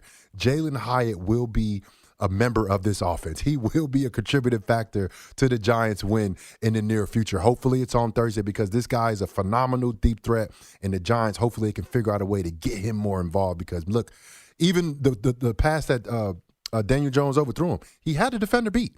If it was a little bit more air underneath it, he would have caught it, probably ran into the end zone. That would have been his first touchdown of the year. I'm excited to see what this Giants offense has. I'm excited for Daniel Jones. I know a huge weight has been lifted off his shoulders because of the amount of criticism that guy has received, especially after week 1. I'm not saying it's not deserved, but he kind of got that off his back. He's performing very well, looks very comfortable, and that, ACL injury from last year is now in a distant past. What do you make of Deonte Banks' performance in this game, JC? Because Amari Cooper caught some passes. He led all players in receiving in this game. He caught a couple touchdowns on Deonte Banks. A couple of them were really tough grabs and tight coverage, where 1 or 2 Banks did not get his head around when I thought he could have to break up a pass. But I thought he was in phase on a lot of those plays as well. So what do you make of the way Banks played tonight? Yeah, he's always in step. He doesn't really get beat outright. Well, the touchdown, he kind of got lulled to sleep. That was a tricky play. You saw Cooper when the touchdown, he just kind of walked off the ball a little bit and then hit him with a full speed. That was a little different than what you normally see. But I think that's just a lack of focus for him. You got to be locked in. You can't allow a guy like Amari Cooper's savviness to lull you to sleep. He was right there with him the whole time, stayed competitive. And, when it came down to it, Maybe he hit the ball at the end of the game on that 4th down play. Maybe it was a overgrown fingernail that might have got a piece of that ball, whatever it is. But he was in the right position, and hopefully he learns from this game because, yes, it's one thing from being in the right position, but it's another thing to make those plays. He's right there. A head turn, a hand in the right placement, a finger a little bit longer, than it is now, then he would have 3, 4, 5 PBUs on the day, maybe an interception, and I think it's a learning thing for him. And look, as NFL guys, we still consider guys that are in, I think, the 3rd game. He's still a rookie. I don't think he's not a rookie until next week against the Cowboys. I think it's 1 season and 3 games in. So now he's entering his 2nd year in week 4 against the Dallas Cowboys. So I expect to see him improve. I expect him to still be right there, Schmeelk. He's always right there. But now let's go ahead and turn around and make those plays, get those interceptions, get those PBUs, because he's right there running step for step. Look, Amari Cooper has done it in the league for a long time. He has baptized a lot of cornerbacks for the New York Giants throughout his history with the Cowboys and now, with the Browns. And he caught fire today. They had a connection, which Watson and him, they had a connection which wasn't there, but it looked like they made an emphasis to get Amari Cooper involved in the game plan, and they had some amount of success. I expect Banks to respond to this. You mentioned the Cowboys game coming up on Thursday. The Ravens lead Dallas 21-3, though Dallas is getting into field goal range here with 12 seconds to go in the 2nd quarter, and the Ravens, again, have just, much like the first 2 weeks, the Ravens have just run the ball all over the Dallas Cowboys defense here. In the first half, they already have 111 rushing yards to the Ravens, and Lamar Jackson 10 of 11 for 161 yards. So that Cowboy defense, they'll start, much like the Giants were trying to learn Shane Bowen's system, the Cowboys still trying to learn Mike Zimmer's system. But right now that defense looks awfully vulnerable, and it could be something the Giants could take advantage of. Though Dallas has the ball, I believe, inside the Ravens' 5 here on a defensive pass interference penalty. We'll track that and more when we come back. But first, before we take that break, I want to hear from Jason Pinnock in the locker room, one of Deontay Banks' teammate in the secondary. They used him as a blitzer a lot today, and he played a heck of a game. So here's Jason Pinnock after the Giants win. That was a big emphasis throughout the week. And it's saying losers have a mentality. You know what I'm saying? Losing happens because it's the NFL, best of the best. But we're not going to have no loser mentality. So. Where was that message coming from? Days and just the team throughout the week. You know, really came from the guys initially that just stretched it through the week. That's the focus. So, Jason, it also helps to get 21 points by halftime on the offense, though.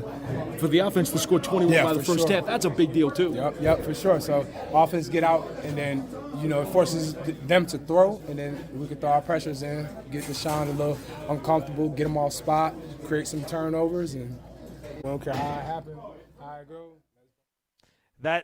That's Jason Pinnock in the locker room after the game. Obviously very, very happy and I'm sorry. Very expressive, but obviously very excited about the win there, JC, and talked about how the defense was able to bounce back after a couple of rough weeks. If I say it, you gonna bleep me out too? No, I won't do that. I won't do that. Well, that might happen, and then something else might happen to you after the show too, which I don't think you're gonna like, bro. Phone call again. I'm not trying to get that's that. Correct. Hey, but listen, more than one. And by the way, you also might get a fine check in the FedEx mail that you aren't a big fan of either. Oh my gosh, he said it 3 times too. He just kept on going. Oh man, but look, that's a good mentality to have. We're not going to use that word, repeat what he said, but man, that is a good mentality to have, man. And things happen. Things happen in games. You can get down early in games. The Giants were only down 7-0. They responded. They put some points up, offensively, defensively. They got the stops that they didn't get last week. That's what we were looking to see. We saw them, do very well last week in the red zone, going, I think, 6 for 6 in the red zone against the Commanders, which is very good. Allowed a lot of yards in between the 20s. Giants did a good job in getting off the field. That was one of my points of emphasis for this week is getting off the field, making them punt, creating some turnovers and creating some havoc, and they did it. All parties involved. It sucks that, Drew Phillips was out. I've been high on that kid all week. And I talked him up a lot in pregame, and I don't know how many plays he played, but he wasn't really there. But they picked up the slack. The kid's a tremendous player. They have a lot of good players on the defensive end, and they played some really good football today, man. And I'm just proud to walk away from with a win. You know, this building, WFAN, the studio's a little bit lighter. Connor's smiling a lot more. You know, it's a good feeling right now. Well, Connor's usually a pretty happy guy. I wouldn't worry about Connor. Rosy cheeks over there. Let's pause 10 seconds for station identification on the WFAN Giants Radio Network. WFAN, WFAN FM, WFAN FM HD1 New York, and Odyssey Sports Station. All right, let's take a quick timeout. When we come back, we'll get back to the phones at 888-808-1019. We'll hear from Bobby Okereke. We'll hear from Jermaine Illuminor. We'll hear from Wandale Robinson in the locker room as well. Giants defeat the Browns 21-15. Giants extra point rolls on after this. You're listening to Giants Extra Point on the WFAN Giants Radio Network. Second and 16. Jones back, delivers it over the middle, completes it to Robinson, shakes a tackler in Browns territory, and dumped at the Cleveland 41-yard line. That was a big third down conversion to Wandale Robinson for 20 yards in that first half as the Giants really marched up and down the field against a very, very strong Browns defense to, again, defeat the Cleveland Browns 21-15. We're back here on Giants Extra Point. John Schmeelk still live in Cleveland. I bet you the Giants are about on the airplane heading back home at this point, or at least at the airport. We have Jonathan Casillas back at our studios at WFAN. That Wandale Robinson catch was a big one of the Giants' explosive plays in this game, and Robinson had a chance to talk to the media after the game. Let's listen in.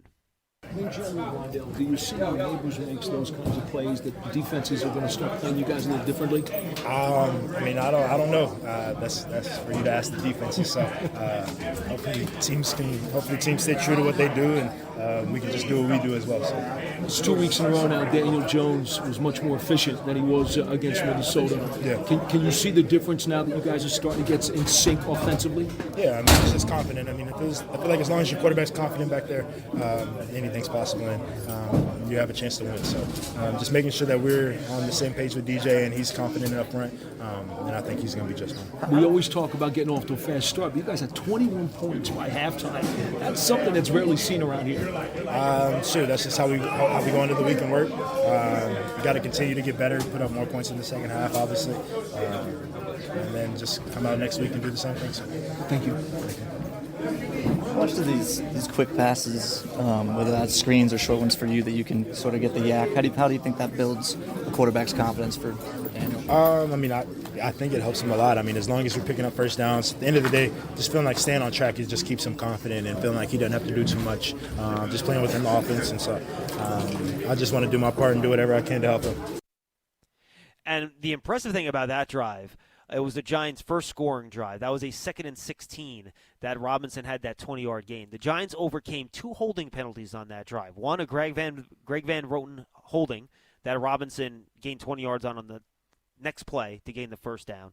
Then they got into a 1st and 17 hold after a Theo Johnson holding call erased a 20-yard Daniel Jones read option run on a 1st and 17. They end up converting a 3rd and 3, eventually ending with this Devin Singletary touchdown. Giants go power here. Manhurts, the fullback, goes in motion to the left. Handoff Singletary, darts off the right side toward the goal line, and he's in for the touchdown. Devin Singletary powers it in off the right side. And the Giants are an extra point away from tying this game at 7. And, JC, such an important drive. You talked about it earlier. You have the fumble on the kickoff, 1-play touchdown to Cooper, a 3-and-out. Then the defense steps up. They get off the field on a 3rd and 7 after a Dexter Lawrence sack. And then the offense puts together this drive that was just very matter-of-fact. You had a play, the first play of that drive was an interception that the Giants were fortunate to have called back. And that, again, I don't think that was on Daniel Jones. Maybe you have a different opinion. It looked like Theo Johnson kind of stopped his route on the play. But they overcome a couple of penalties. They come down and score, make it 7-7. And that really shifted the momentum in this game when it was all Cleveland after those first 2 catastrophic plays. Yeah, 100%. And like you said, man, it was an interception thrown on that first play. And I don't know exactly, who was in the wrong on that situation, but they responded, and they got a 4th down, 4th and 1, and Neighbors got the end around. Right. Yep. They got the end around, and that's Good call. what Dayball said right after the game. They mixed it up. They weren't predictable, and that's what you saw. You saw an offense that wasn't going to be denied no matter what happened during that drive. 4th and 1, 2 holding calls, a deep pass incomplete to Hyatt. That was the same drive. All of those things happened, and they still got the ball all the way down the field. And then they didn't kick a field goal. They scored a touchdown. They did it, a screenplay, a reverse, running the football. They got Tracy involved in that play. Like literally mixing up the offense as much as they can, keeping that very tough Browns defense on their heels for the whole entire drive, and then punching in the end zone with Singletary. It was a thing of beauty to see. Wasn't done like the most perfect, but it was definitely a thing of beauty to see them ending up in the end zone that early in the game. And then, Jonathan, years past, with the Giants' offensive line that they had, with the receiving core that they had, if they had 2 offensive holding penalties on a drive, they had no chance of scoring. Right. I mean, let's be real. They just didn't have the protection or the explosive plays to make up a 2nd and 16, to make up a 1st and 17. They did it twice on the same drive. So definitely some steps being taken by that Giants offense. I'll go back to the calls. 888-808-1019. Steve is in Piscataway. Steve, what's going on? What's up, Schmeelk? What's up, JC? What's up, Steve? What up, baby? I'm actually going to be at the game this Thursday night, and I'm telling you, what a difference going to the game 1-2 versus 0-3, with a chance to potentially get back to 500 against a division opponent. But I just wanted to bring up, Jalen Hyatt for a second, and I know he was talked about a little bit over the course of this week leading up to the game. I felt like he had a good training camp. He was talked about very positively by the coaches. I mean, what's happened between, training camp and now, week 3 where, you barely see him on the field. I know Slayton went into the locker room for a little bit and, he came out onto the field, but is he having bad practices? Is he not understanding the playbook? You guys have any insight as to what's going on with Jalen Hyatt at all? No, Steve, honestly, this is just my opinion. I don't think Jalen Hyatt's doing anything wrong. I don't think this is Jalen, you're struggling here, you're not doing this right, we're not going to play you. I think they believe right now he's the 4th best wide receiver on the roster. They think Slayton's a better player. Wanda Robinson's more of your quick slot guy, and obviously Malik Neighbors is Malik Neighbors, and they want to have their best players out there as much as they can, and that's coming at the expense of Jalen Hyatt snaps. He played 10 snaps in this particular game. We'll see about Slayton with the thumb injury. It's a short week. We'll see if he's able to play in the game on Thursday night. But I don't think it's a matter of Jalen Hyatt doing anything wrong, JC. You tell me if you disagree. I think it's just a matter of them having confidence in Slayton. Remember, Slayton's the guy that has always been DJ's security blanket. So I think they want him on the field. And if you're going to have Slayton on the field, it's hard to get Hyatt on the field as well. Yeah, absolutely. First of all, what's up, my brother? That's my guy Luca over there, man, down in Piscataway. Really New Brunswick, but, it is what it is. The first play of the game, I don't know if you guys remember, Neighbors wasn't even out there. But he wasn't even out there for the first play of the game. It was Hyatt. It was Slayton. No, it was Slayton. No, it was Hyatt. It was Hyatt the first play? Yeah, it was 13 personnel, and Hyatt was the only receiver on the game on the left side of the field. Oh, it was Hyatt. It was Hyatt. Yep. Okay. It was Hyatt. So the point I was trying to make is sometimes it's one receiver set, sometimes it's 2 receiver sets, and with Hyatt being out there, they do try to mix it up. But, when you talk about what Hyatt brings to the table, that deep ball threat, that's what he is, and it's only going to be so many opportunities that you get to throw the ball downfield, especially with so many defenses going to this cover 2, shell. If you look around the league, different offenses, they're not as explosive as they used to be even 2 or 3 years ago in 2021 because everybody's running that shell. Mm-hmm. And, John, on the second play of that drive we just talked about, they tried to take that deep post shot to Hyatt, but DJ, again, it was covered fairly well. He wasn't wide open or anything, but DJ just slightly overthrew him on the play. Yeah, he will have his opportunities, though, Steve, for sure. All right, Steve, appreciate the call, Steve. So, again, I think they'll try to mix them in as much as they can. And you mentioned the personnel groupings. They like using the 2 tight ends in that 12 personnel, JC. They like having those 2 tight ends out there to try to run it, and then they like to run play action off of that 12 personnel to try to get that box a little bit crowded, then try to get over the top after you run play action with those 2 tight ends. So I think that's a factor as well, to your point. Yeah, and 10 snaps is pretty on par for what Hyatt's been getting this year. He's around it's been 10 to 15 in every game. Yeah, every game. So, I would like to see him getting more snaps because I think he is a valuable commodity when you think about getting that ball down the field. And look, nobody's perfect.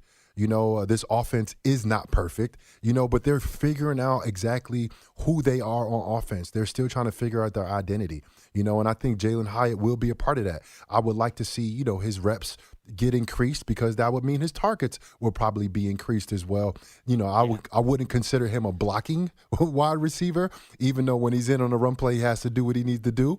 But, when you talk about the full package, Slayton right now is the full package wide receiver because he will block. He is a willing blocker, and he has that experience to go against the different coverages and the presses and the different things that these defenses present to these wide receivers. So eventually I think he will get worked in. It just he haven't really had a true opportunity.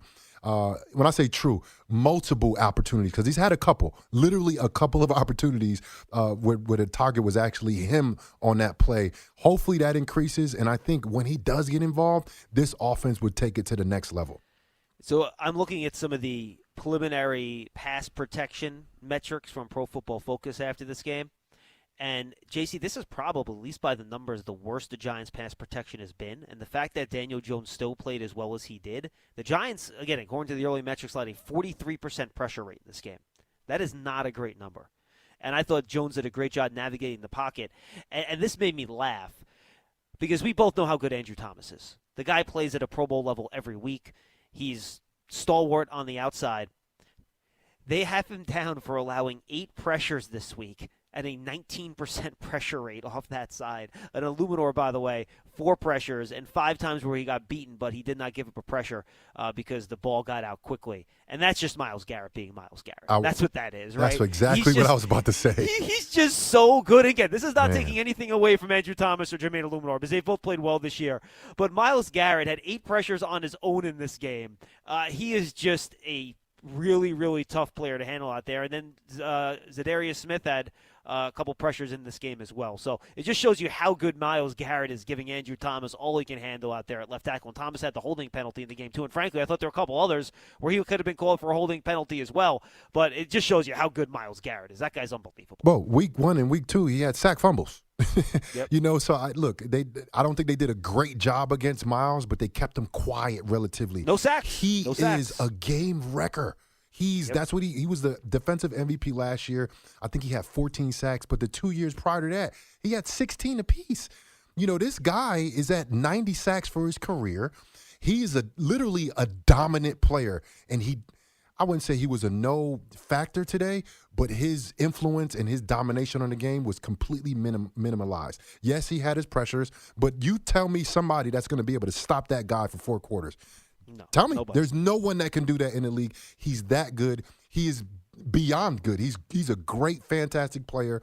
I think he was 6 times All-Pro, 3 times in the last first teams in the last 4 years. Phenomenal player. They did a pretty good job. He could retire tomorrow. Myles Garrett is probably a first ballot Hall of Famer. I mean, he's one of the best players ever for the Cleveland Browns. And the Cleveland Browns, even though they don't have their success of late, that's a storied franchise that's been around for a long time. And he's one of the greatest players to ever put a helmet on for them. Well, let's listen to one of the Giants' offensive tackles at the block Myles Garrett today. Here's Jermaine Illuminor in the locker room after the game. And people did a great job just making sure everyone was out there, everyone was ready to go. And obviously you saw when we were down 7-0, we went out there and responded 7-7, and we did it again and then again. And then obviously the second half we needed to do more, but we did enough to win the game.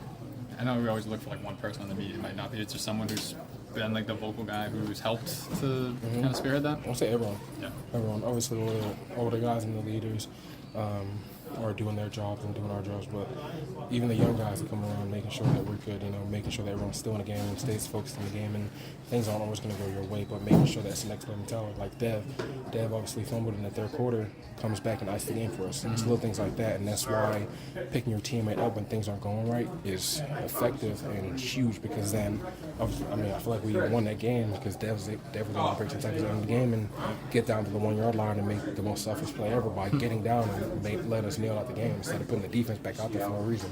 You talk about Dave's personality, but just the X and O's part of it, like that, did you guys in the first half feel like he was pressing all the right buttons? You're screening when you need to screen. We felt, like I said, we found our identity last week against. What was the identity? You said you just freaking control the line of scrimmage. Run the ball, throw it when we need to, play action. Like, we found our identity, and I think the good teams found their identity early, and they were able to weather the storm, which I feel like we have. And hopefully we see that again against Dallas, which we will. Thanks, man. Appreciate it. Yes, sir. Jermaine, going into this game, you guys were like the 6th best pass rush in the league. Explain to me how, what you guys are doing that's gelling so well to give, so much, the blocking has been great, and Daniel Jones has been really getting a lot of open throws. I think the biggest thing is just the scheme we have. Our line coach Karn does a great job of putting us in a position to win, but then also trusting, the tackles to do their job and letting the inside three handle their job. John Runyon and GVR are vet guys. Schmeelk being a younger guy, but, he acts like a vet too. And then obviously me and AT out there. We're all talented guys. We all really want this team to win, and we understand that we're going as far as offensive line takes us. This is back-to-back games now where you guys have scored 3 touchdowns, and it's been phenomenal to see. You see Singletary, though, give himself up at that. 100%. That was something that you guys all talked about. Did you know that he was going to go down there? It's like a no-mess situation, When you ice the game, there's really no point in scoring a touchdown because, it's going to put more of a lead on the scoreboard, but then you put the defense out there for no reason, and then what happens if one of the players gets hurt and they're playing meaningless snaps because the game's already won by then, instead of getting down and ending the ball how everybody on offense and the team wants to end the game in the victory formation. There's no better way to end the game that you've fought hard to win than ending it in the victory formation on their 1 yard line. It doesn't get better than that. How comfortable are you? I mean, you talked about Coach Carm. You were there with the Raiders. So you have that connection. I mean, have you been just a leader overall with this offensive line? Have you been the guy that people are coming to during the season so far? I think the big thing for me is just kind of, I have a saying that I try to follow every day, is setting the table, and I want people to get energy and get excited by the way I play out there. And I know if I go out there and I lock down my guy, the defense is going to see that, and they're going to get hyped from that, and they're going to get energized, and they're going to go out there and try to dominate their guys. So it's like we're feeding off each other. It's domination out there, and obviously things aren't always going to go your way, but it's a next play mentality and being able to drop what you did wrong and go out there and do it right the next time. But I think the O-line as a whole, it's a veteran O-line. Like AT's year 5 now, I'm going on year 8. GV's year 10 or 11. Runyon's year 5. Schmidt's year 2. But, it's everyone on that O-line has been through it a little bit. And so we understand what it takes to win in this league, and we all want to win. And JC, I think Jermaine Illuminor's leadership in that room, along with Andrew Thomas, is telling. And, the additions of Jermaine Illuminor, Greg Van Roten. When you were a defender and you were going up against a veteran offensive line, what difference did that make in how you can scheme against them, what worked, as opposed to maybe going against guys that don't have quite as much experience? Well, the opportunities would be very slim in terms of, mismatches and creating opportunities for, the defense to take advantage of certain people, right? You have weak links here and there, on offensive lines. The Browns really don't have weak links. They're a pretty solid group. They played fairly well, but the Giants took advantage of them today. They beat them up front from the beginning of the game to the end of the game, and it was a dominant effort on both sides of the ball. Offensively, they didn't run the ball efficiently throughout the whole entire game, but at the end of the game, that 43 yards for Singletary when he slid down? They finished the game with the nice run. The running back that, fumbled the week before and also fumbled in the game earlier, he was the one that iced the game for him. Basically that's all, a tribute to the offensive line and their play and their progress from week 1, their progress from 2023. You've seen that, and that was on display, and it showed out with that last run to ice the game, and the Giants was able to do the victory formation for the first time. And how great of a feeling was that, Schmeelk, to watch those minus yards of a kneel play that Daniel Jones did? It was no better feeling than that. I'm elated. I know that locker room is elated. Was it flight back? A nice, fun flight back home from Cleveland. Nice and short. Get in the ice tubs. It's a short week. Do whatever you need to do. And let's get ready to beat Dallas on Thursday, fellas. Final call of the show is Tony and Bayonne. Tony. Getting blown out. What do you got, guys? Tony? You're on the air, buddy. Okay, sorry. It seems like now 2 weeks in a row the Giants can't close these games out. They gave Cleveland every opportunity to get back in this game. Is that something we could put on Dable and the coaching staff? JC, what do you think? Repeat that question. I'm sorry. Well, like 2 weeks in a row now, they couldn't close the game out against Washington. And then today, they had several opportunities to ice the game, and they couldn't. They just like Cleveland hung around down to the final run, Singletary's run. I mean, is that something? Is that is that coaching? Is that just putting the team in a bad position to finish a game?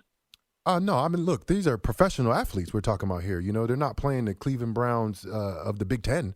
Like they're playing a professional football team who, is led by their defense, and their defense rose to the occasion in the second half for Cleveland and put them in position to go ahead and make a comeback. That's how games go. There's rarely blowouts in the NFL. We saw one week 1, of course, with the Giants versus the Vikings, but the Vikings they look like they've been steamrolling everybody, even including the 49ers. So, look, this is they always say this, it's hard to get a win, so when you're up, by however much you're up, not to say you expect a team to come back, but you don't expect a team to fold. And the Cleveland Browns did not fold. Deshaun Watson, him and Amari Cooper start hooking up. And look, you saying they didn't close out, but they did. They made the plays at the end of the game to win the game. They actually did close out the game today. Was it pretty in the second half? No. Yeah. But they made the plays at the end to win the game. So I can't let you get away with that one, my boy. Yeah, JC, maybe the offense didn't close it out for them, but the defense certainly finished the game strong. Absolutely. They got off the field and got stops on 2 consecutive fourth downs. And if Greg Joseph was able to make that field goal, it's a 2-score game. You're not even worried about that final drive there. So I think the defense finished the game strong. You're right. The Browns defense stepped up in the second half. The Giants offense didn't do nearly as much. And I don't think it's the play calling. They were still taking shots down the field, JC. They were throwing those slot fades to Malik Neighbors on 2 straight throws. I thought Neighbors could have caught that deep comeback on the left side, which would have been like the 18, 20-yard gain for a first down earlier or a little bit later on in that second half. So I thought Brian Dable was still pretty aggressive trying to get points on the board, but I thought the Browns defense just did a better job, to be quite honest with you. Yeah. All right, final thoughts here, JC. We're about 4 days away here from the Thursday night game against Dallas. Giants are going to try to get their record evened up at 2-2. The Ravens now lead the Cowboys 28-6. Derrick Henry just rumbled in for a touchdown. With 11:22 to go in the third quarter, the Ravens have 190 rushing yards. Probably going to end up with 250, the way they're That's running the a lot. ball. Derrick Henry's running that football. He's running that ball. 15 carries, 110 yards for Derrick Henry. Yeah, and he only gets stronger. That's what he's known for, to get stronger as the game goes on. And this game, we just talked about it. I don't think the game is going to be like this, the end score of 22 points. I think Dallas will come back, but they're probably going to lose this game. So they're going to look for the Thursday night to be a bounce-back game for them.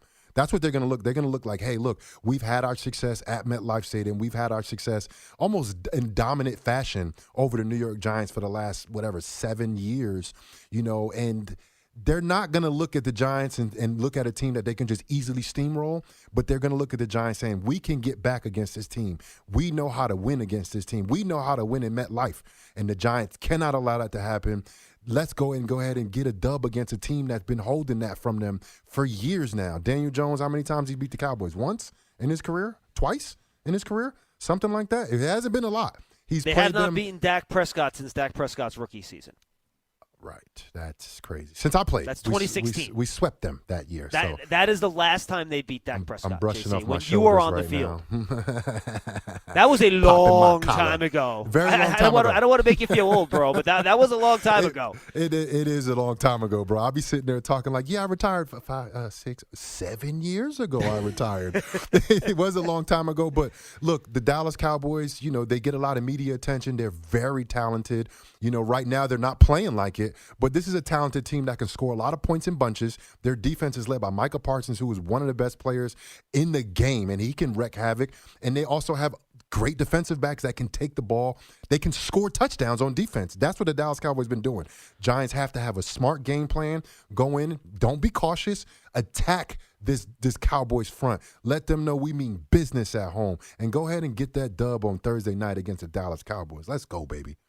Yeah, the Cowboys can still score points. So that is the potential to be a high-scoring game. JC, I think. when they play next week. The way the Giants' offense has played the last couple of weeks, the way the Dallas defense has struggled, and their offense is still doing okay. It hasn't been as good as it was last year when they had the best offense in football in the regular season. So I think we could have a high-scoring, high-flying affair when they play on Thursday night. That should be a lot of fun to check out. Giants TV, presented by Bob's Discount Furniture, is the official connected TV app of the New York Giants, available for free now on Apple TV, Roku, Amazon Fire TV, and inside the Giants mobile app. Stream game highlights, interviews, TV shows, and more exclusive video content with Giants TV.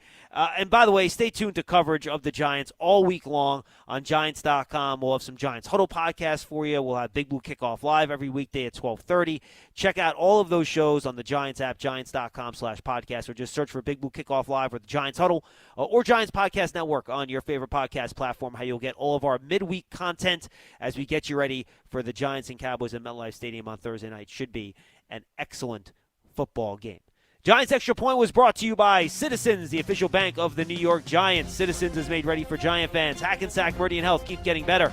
Peerless Boilers, the world's best built boilers. And by Moody's, decode risk, unlock opportunity. Learn more at Moody's.com. JC, we'll see you on Thursday night at 6:15, my friend. Yes, sir. Let's go, baby. For Jonathan Casillas, I'm John Schmeelk. Thank you so much for joining us. We will join Yankee Baseball on 101.9 FM, The Fan in New York. Thank you for being with us today. And again, we'll see you on Thursday night. Giants defeat the Browns 21-15.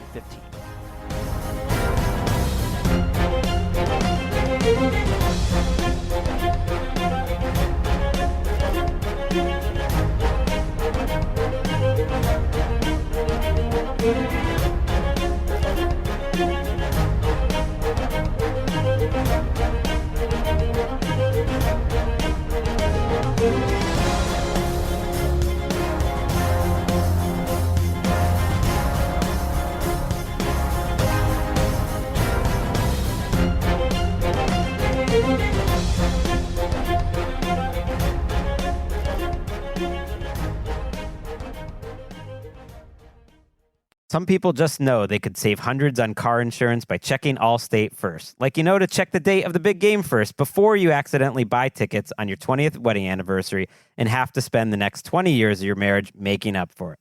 Yeah, checking first is smart, so check Allstate first for a quote that could save you hundreds. You're in good hands with Allstate. Savings vary, terms apply. Allstate Fire and Casualty Insurance Company and Affiliates, Northbrook, Illinois. WowVegas.com.